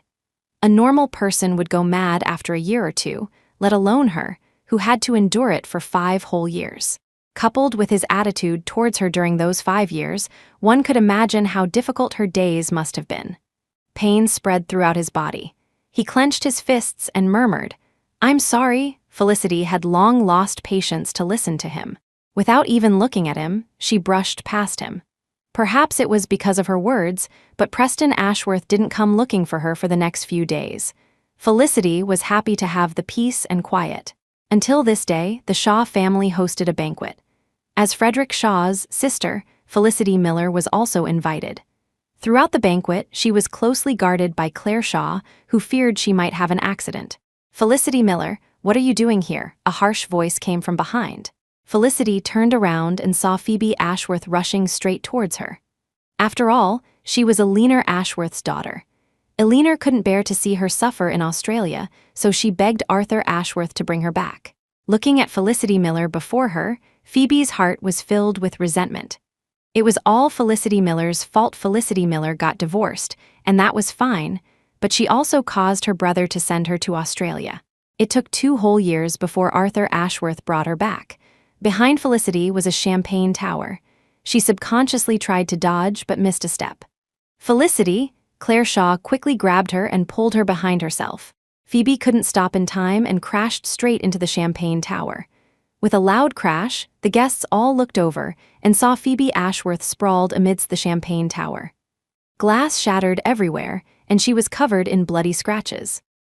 Preston Ashworth rushed over upon hearing the noise, wanting to pick her up. But as soon as he touched her, Phoebe cried out in pain. Claire Shaw, beside her, checked Felicity Miller up and down. After confirming she was okay, she turned to look at Phoebe on the ground. The Ashworth family has such fine manners, rushing up to bump into Felicity for no reason. Did our Felicity provoke you in any way? If I remember correctly, 2 years ago, it was also Miss Ashworth and a group of people who pushed our Felicity into a champagne tower. Chapter 20. Hearing this, Preston Ashworth's outstretched hand froze mid-air, his expression complicated as he looked at Felicity Miller behind Claire Shaw. Felicity looked at the mess before her, her face full of sarcasm. Facing the pointing fingers of others, Phoebe's face turned even redder. She ignored everything else and pointed at Felicity. "It's all your fault. If it weren't for you, how would I have been sent to Australia?" Originally, with her family background, she could have lived smoothly in Australia. Who knew Preston Ashworth was determined to teach her a lesson, even cutting off her cards. Every month, she could only rely on the meager allowance from Alina Ashworth to live a difficult life. My fault. Who was it that looked down on me and mocked me back then? And who sent you to Australia? You haven't even figured it out yourself, and you're still blaming me. Felicity said coldly, Phoebe, did you leave something behind in Australia? Hearing Felicity implicitly call her brainless, Phoebe was about to stand up and continue her rampage. Enough, Preston Ashworth turned to look at Phoebe beside him, his voice laced with a warning. Haven't you had enough of Australia yet? Bro, you'd say that to me for Felicity Miller. What's so good about her, she's short like a winter melon, no figure, no class, an orphan? Slap, Felicity suddenly stepped forward and slapped Phoebe. So what if I'm an orphan? It's still better than an ill-bred person like you. She turned to look at Preston Ashworth. Preston Ashworth, control your family. Preston Ashworth clenched his fists, his expression grim as he instructed his secretary beside him. Simon Neal, take Miss Ashworth to the hospital. Simon Neal no longer hesitated, quickly stepped forward, covered Phoebe's mouth and dragged her out. Felicity, Preston Ashworth looked guilty. I'm sorry about today, Mr. Ashworth. You're apologizing to the wrong person, aren't you? Felicity's tone was distant. She looked at Frederick Shaw, who had been hastily summoned by the butler. Today is the Shaw family's banquet. Frederick Shaw had already learned the gist of what happened from the butler on his way over. He walked over, didn't even glance at Preston Ashworth, who had realized his mistake and was apologizing to him, but looked caringly at his wife and sister. Are you hurt? Seeing them both shake their heads. Frederick Shaw then looked at Preston Ashworth. My assistant will discuss compensation with Mr. Ashworth for today's farce. With that, he had the butler escort the two of them upstairs to rest. This banquet was not ruined by a small incident. It wasn't until late at night that Preston Ashworth, after discussing compensation with the Shaw family's butler, returned to the Ashworth residence. Only then did he discover that the Ashworth house was brightly lit. The maid, seeing him return, hurried forward anxiously. Young master, please go persuade the master and madam. Miss is still young, after all. Preston Ashworth listened as he walked through the door and, at a glance, saw Phoebe Ashworth kneeling on the ground with several slap marks on her face, and on the sofa on the other side. Alina Ashworth lowered her eyes, crying softly, while Arthur Ashworth held a whip, looking angrily at Phoebe. I see you've been spoiled rotten all these years. Who is Felicity Miller? What is the status of the Shaw family? And you dare to provoke them? Most of the Ashworth family's businesses were overseas, so Arthur Ashworth often stayed abroad for work, leaving all domestic matters to Alina Ashworth's care. It wasn't until this year that Arthur Ashworth shifted his focus back to the country. After hearing from the butler about what they had done all these years, Arthur Ashworth felt faint repeatedly. Since you don't understand the rules, then you stay in Australia and don't come back for the rest of your life. Dad, Phoebe, kneeling on the ground, screamed. Preston Ashworth, beside her, also quickly went up to help her out. Dad, sister is still young. Young what she's over 20 and still acts without thinking you two. What else is in your head besides romance? Alina Ashworth, seeing her children being scolded, couldn't help but defend them. Arthur Ashworth, hearing Alina's voice, only then remembered he had forgotten Alina too. And you, a doting mother, spoils her children. Hearing that his carefully cultivated son had been hospitalized twice in car accidents for a woman, and was constantly moping around, the anger that had barely subsided in his eyes flared up again. Those two are insensible, and you join in the foolishness. Your son is willing to die for a woman.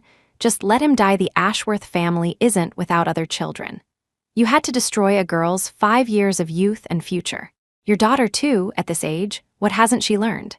She insists on learning those bad things, not only disrespecting her sister-in-law, but also bullying her elders. What have you been teaching all these years? Preston Ashworth, hearing his mother and sister being scolded, felt increasingly unbearable, but one look from Arthur Ashworth froze him in place.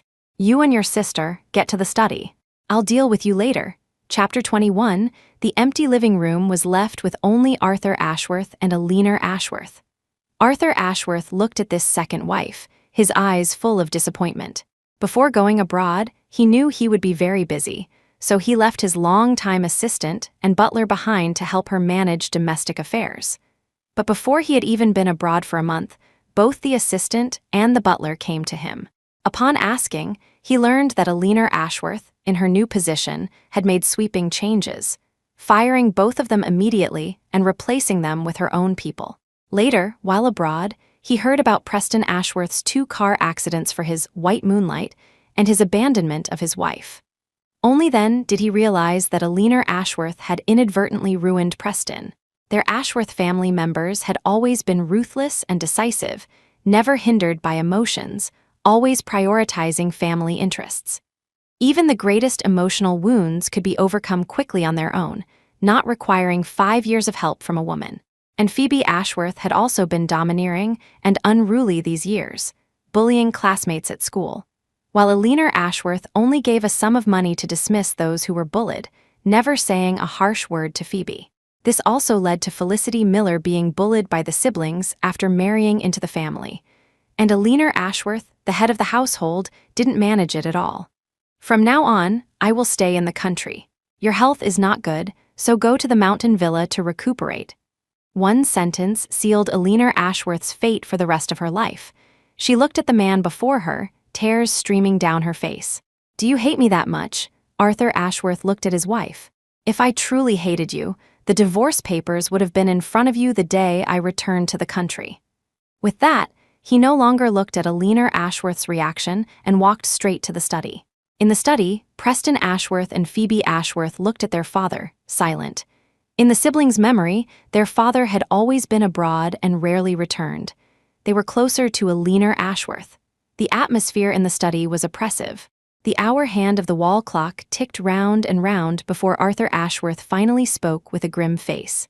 "Phoebe, you will stay in Australia from now on. I will have someone keep your passport and other documents. You are not allowed to return to the country without my permission. As for you," Arthur Ashworth looked up at his son, his eyes filled with nothing but disappointment. "For chasing a woman, take a look at the company's financial report. Is it any good? From now on, the position of CEO will be temporarily filled by your second uncle's son. You will start from the grassroots level. We'll talk about the CEO position when you are capable enough. Both of your cards are frozen. My assistant will give you $10,000 USD a month for living expenses. Your shares are also temporarily reclaimed. We'll talk about it when you truly understand things." With every sentence Arthur Ashworth spoke, Phoebe's face turned a shade paler. Preston Ashworth beside her said nothing, but his hands hanging by his sides were tightly clenched. The news of the Ashworth Corporation's CEO being replaced quickly swept through their entire social circle. Claire Shaw excitedly told Felicity Miller while helping her pack her luggage. "You've only been back for less than a month. Are you going back to Italy already?" Felicity Miller placed the last folded piece of clothing into the suitcase. "I have to go." Originally, she had only returned to organize an art exhibition with a classmate. After the exhibition, she was supposed to leave. But the Shaw family's affairs were complicated, so Frederick Shaw and his wife had to stay in the country for now and would find her abroad after things were settled. Moreover, if she didn't leave, she was bound to encounter Preston Ashworth. Now that he was no longer the CEO, he had more free time, and she really didn't have the energy to continue getting entangled with him. Chapter 22, Felicity Miller closed her suitcase and placed it by the door. Claire Shaw hurried over, staring at her curiously. "Do you still remember Serena Vance?" Felicity's hand paused. Serena? She hadn't heard that name in a long time, only remembering that Serena had returned to the U.S. with her ex-husband. She hadn't bothered to inquire about what happened afterwards. Claire tapped her phone, opened an entertainment news article from the U.S., and handed it to her. Serena had a miscarriage.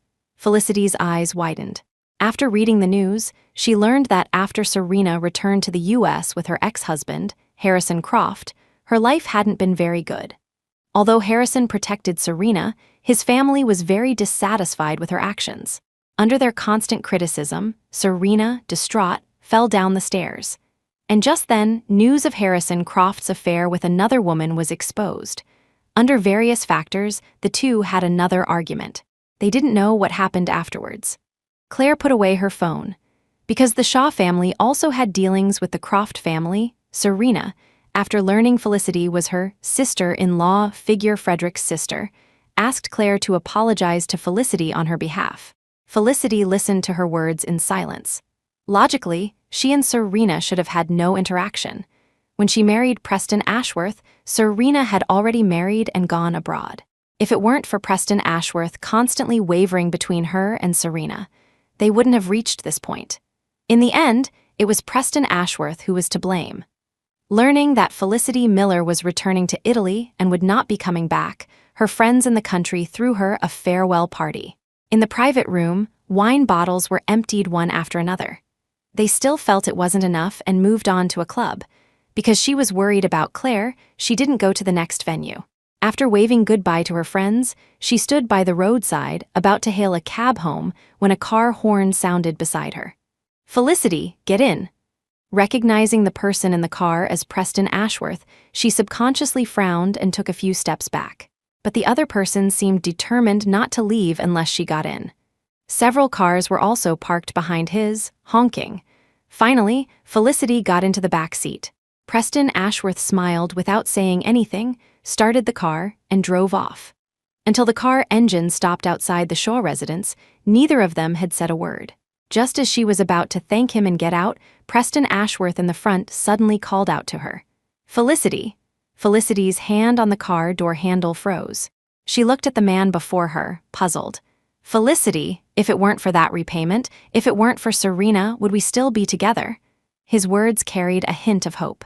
As if hearing a joke, Felicity laughed out loud, saying word by word, "Given how you've been obsessed with Serena for so many years, we were destined to have no future." From the rearview mirror, he clearly saw how cold the woman in the back seat was. "And even without those things, we couldn't possibly be together. As a husband, you never understood me at all. You didn't know my dietary restrictions, you didn't know my phone number, and you never thought to give me gifts. You never cared about me from beginning to end. You thought I was dispensable. It's only because I tried so hard to be good to you for these 5 years that you're unaccustomed to my leaving. That's not real affection. What is real affection? It's being faithful from beginning to end. It's exchanging sincerity for sincerity. It's clearly remembering everything about me. It's eliminating all unfavorable factors when you're sure you want to grow old with me.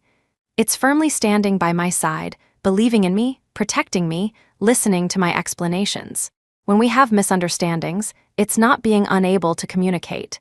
When something happens to me, it's choosing me firmly and without hesitation. Which of these things can you do? A young master meticulously raised since childhood, only thinking about others loving him, never thinking about how to love others himself. If Preston Ashworth had known even a little, he wouldn't have repeatedly gone abroad to find his white moonlight while married, nor would he have repeatedly and secretly comforted Serena while she was married, causing unnecessary misunderstandings for Serena and her husband. Chapter 23, Felicity Miller paid no mind to his reaction and continued speaking. "Without that repayment, we would never have met. I would have had my own life."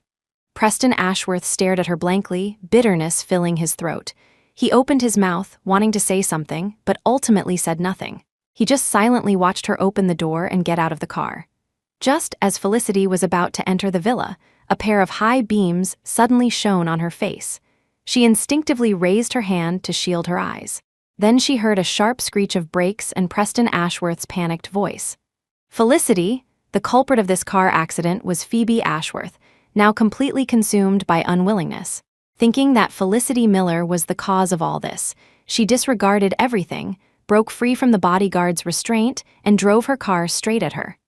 Who knew that Preston Ashworth, with quick reflexes, pushed her aside? Apart from a few minor abrasions, she had no other injuries. Preston Ashworth, on the other hand, because Phoebe kept stepping on the accelerator. Not only were Preston Ashworth's legs crippled, but he also lay in the ICU for over a month, before the Shaw and Croft families could even intervene. Arthur Ashworth, upon learning this news, directly sent Phoebe Ashworth to prison. As for when she would get out, it was unclear. During his hospitalization, Felicity Miller had visited Preston Ashworth. After all, he had risked his life to save hers. Looking at the man covered in breathing tubes, she sighed deeply. Her eyes were full of complex emotions. Preston Ashworth had ultimately listened to what she said in the car that day, but for her, it was too late, far too late. The reason Preston Ashworth saved her was merely a belated compensation. Felicity Miller looked at him for a long time before finally getting up and leaving. Because of her car accident, her original plan to return to Italy had to be postponed. For the following months, she recuperated at the Shaw residence. One morning, Felicity Miller heard that Preston Ashworth had woken up.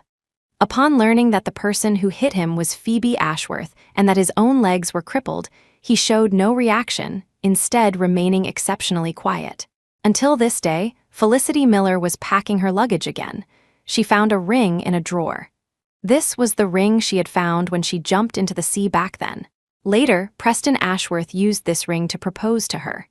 Over 7 years, because of improper maintenance, the diamond embedded in the ring had long since fallen off, and the band itself had rusted. She caressed the ring for a long time. Perhaps the question Preston Ashworth asked her in the car that day, this ring was the best answer. In their 5 years of marriage, she had always been the one giving unilaterally, while he enjoyed the fruits of her efforts. Without mutual careful cultivation, their marriage, like this ring, had long since rusted. So, regardless of those external factors, their marriage, without his contribution, could never have reached its end. She placed the ring back in its box and asked the butler to pass it on to Preston Ashworth. When Preston Ashworth saw this ring, he stared blankly for a long time. In his memory, he had never given Felicity Miller any gifts, and the only set of jewelry had been given by her to Serena. A friend visiting him saw the ring and suddenly exclaimed, "Isn't this the ring we threw into the sea during that bet?" He stared at the ring in his hand and suddenly remembered that day as well. That day, for the bet, they had thrown this ring into the sea, promising that whoever's female companion could find it, the land in Northwood District would belong to them. Although it was a bet, they had thoughtfully tied the ring securely to a fishing line and cast it into the sea with a fishing rod. But even so, no one dared to jump into the sea, except for Felicity Miller. She calmly asked the person who proposed the bet if it was real. After receiving an affirmative answer and a signed land transfer agreement, she jumped into the sea without hesitation. Watching the petite figure being swallowed by the waves, his hand gripping the railing turned white. Chapter 24, an unprecedented panic surged through his heart. In that instant, he even wanted to jump into the sea with her. But the next second, she emerged from the sea, tightly clutching that ring. The moment he held her tightly in his arms, he was filled with fear and a strange, inexplicable emotion. Fear that she would disappear into that sea. It was only now that he knew that emotion was affection, was love. It turned out that he had fallen in love with Felicity Miller back when she jumped into the sea to find the ring. Belated regret swept over his entire body. He covered his face and wept bitterly. The butler didn't return to the Shaw residence until late at night. Accompanying the butler was a car full of gifts. When Felicity Miller looked at these gifts with confusion, the butler quickly explained. He said that after Preston Ashworth saw the wedding ring, he cried for a long time and finally called someone to prepare a carload of gifts. He said it was compensation for her. Felicity Miller looked at the pile of gifts for a long time before finally opening them one by one. It was only then that she discovered Preston Ashworth's compensatory gifts covered her from age 1 to 18. In addition, for the 5 years of their marriage, he had prepared corresponding gifts for birthdays, anniversaries, New Year's, Kixi Festival Chinese, Valentine's Day adapted to Valentine's Day or a similar romantic occasion, Valentine's Day, etc. Every single one was something she liked. Something that could have been settled with just one phone call he had delayed for a full 7 years. She put down the last gift and looked up at the butler. Sell them all. Donate the money to the Welfare Institute. The day of parting drew nearer. It was unknown when they would meet again after this separation, so Frederick Shaw and Claire Shaw cleared their schedules to accompany her in exploring the entire city.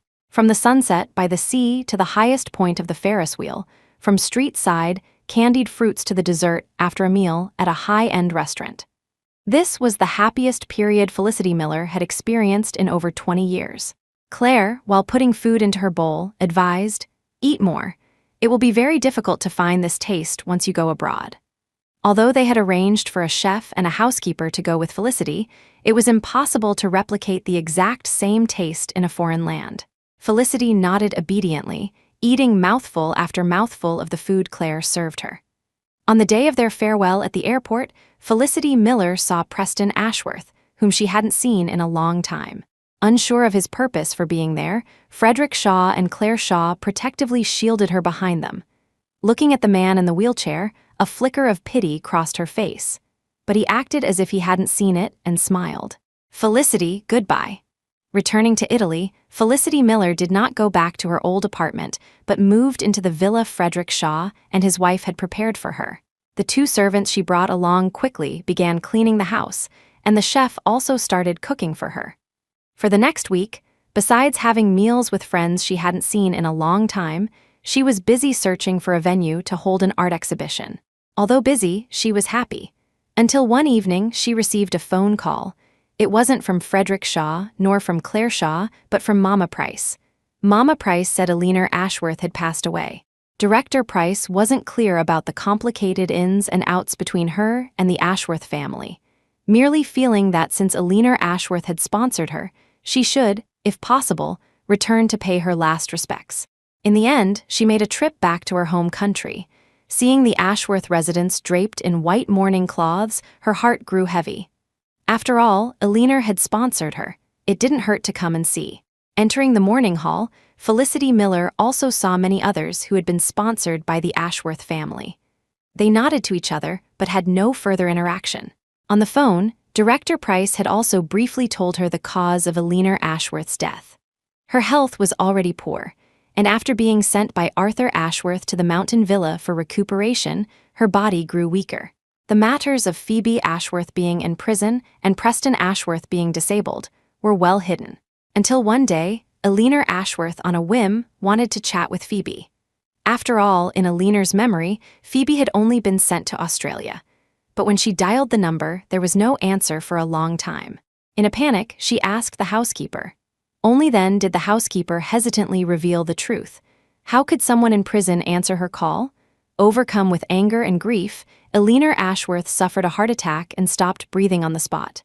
Chapter 25. After entering the mourning hall, Felicity Miller immediately saw Arthur Ashworth, his hair completely white, and Preston Ashworth, sitting in a wheelchair with a numb expression.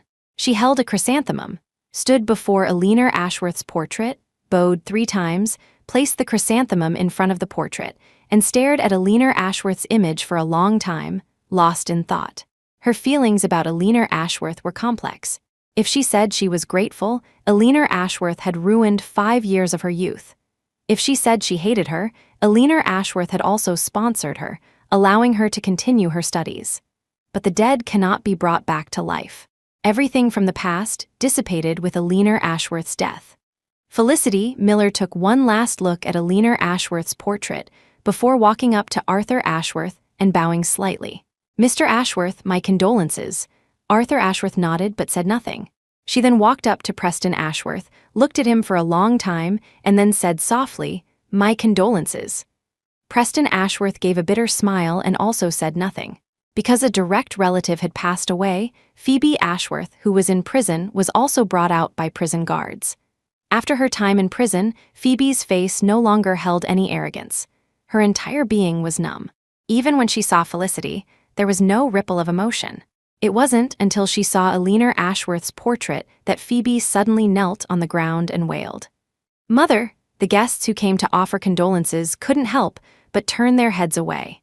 The day Alina Ashworth was buried, a light rain began to fall. With Alina Ashworth's passing, other prominent families also sent people to offer condolences. It was on this day that Frederick Shaw and Claire Shaw discovered she had secretly returned. But they said nothing. However, she still explained things to them. Claire hugged her. "If you were threatened, we wouldn't have let him off." In the cemetery, Claire and Felicity shared an umbrella, watching Alina Ashworth's coffin slowly being lowered into the ground.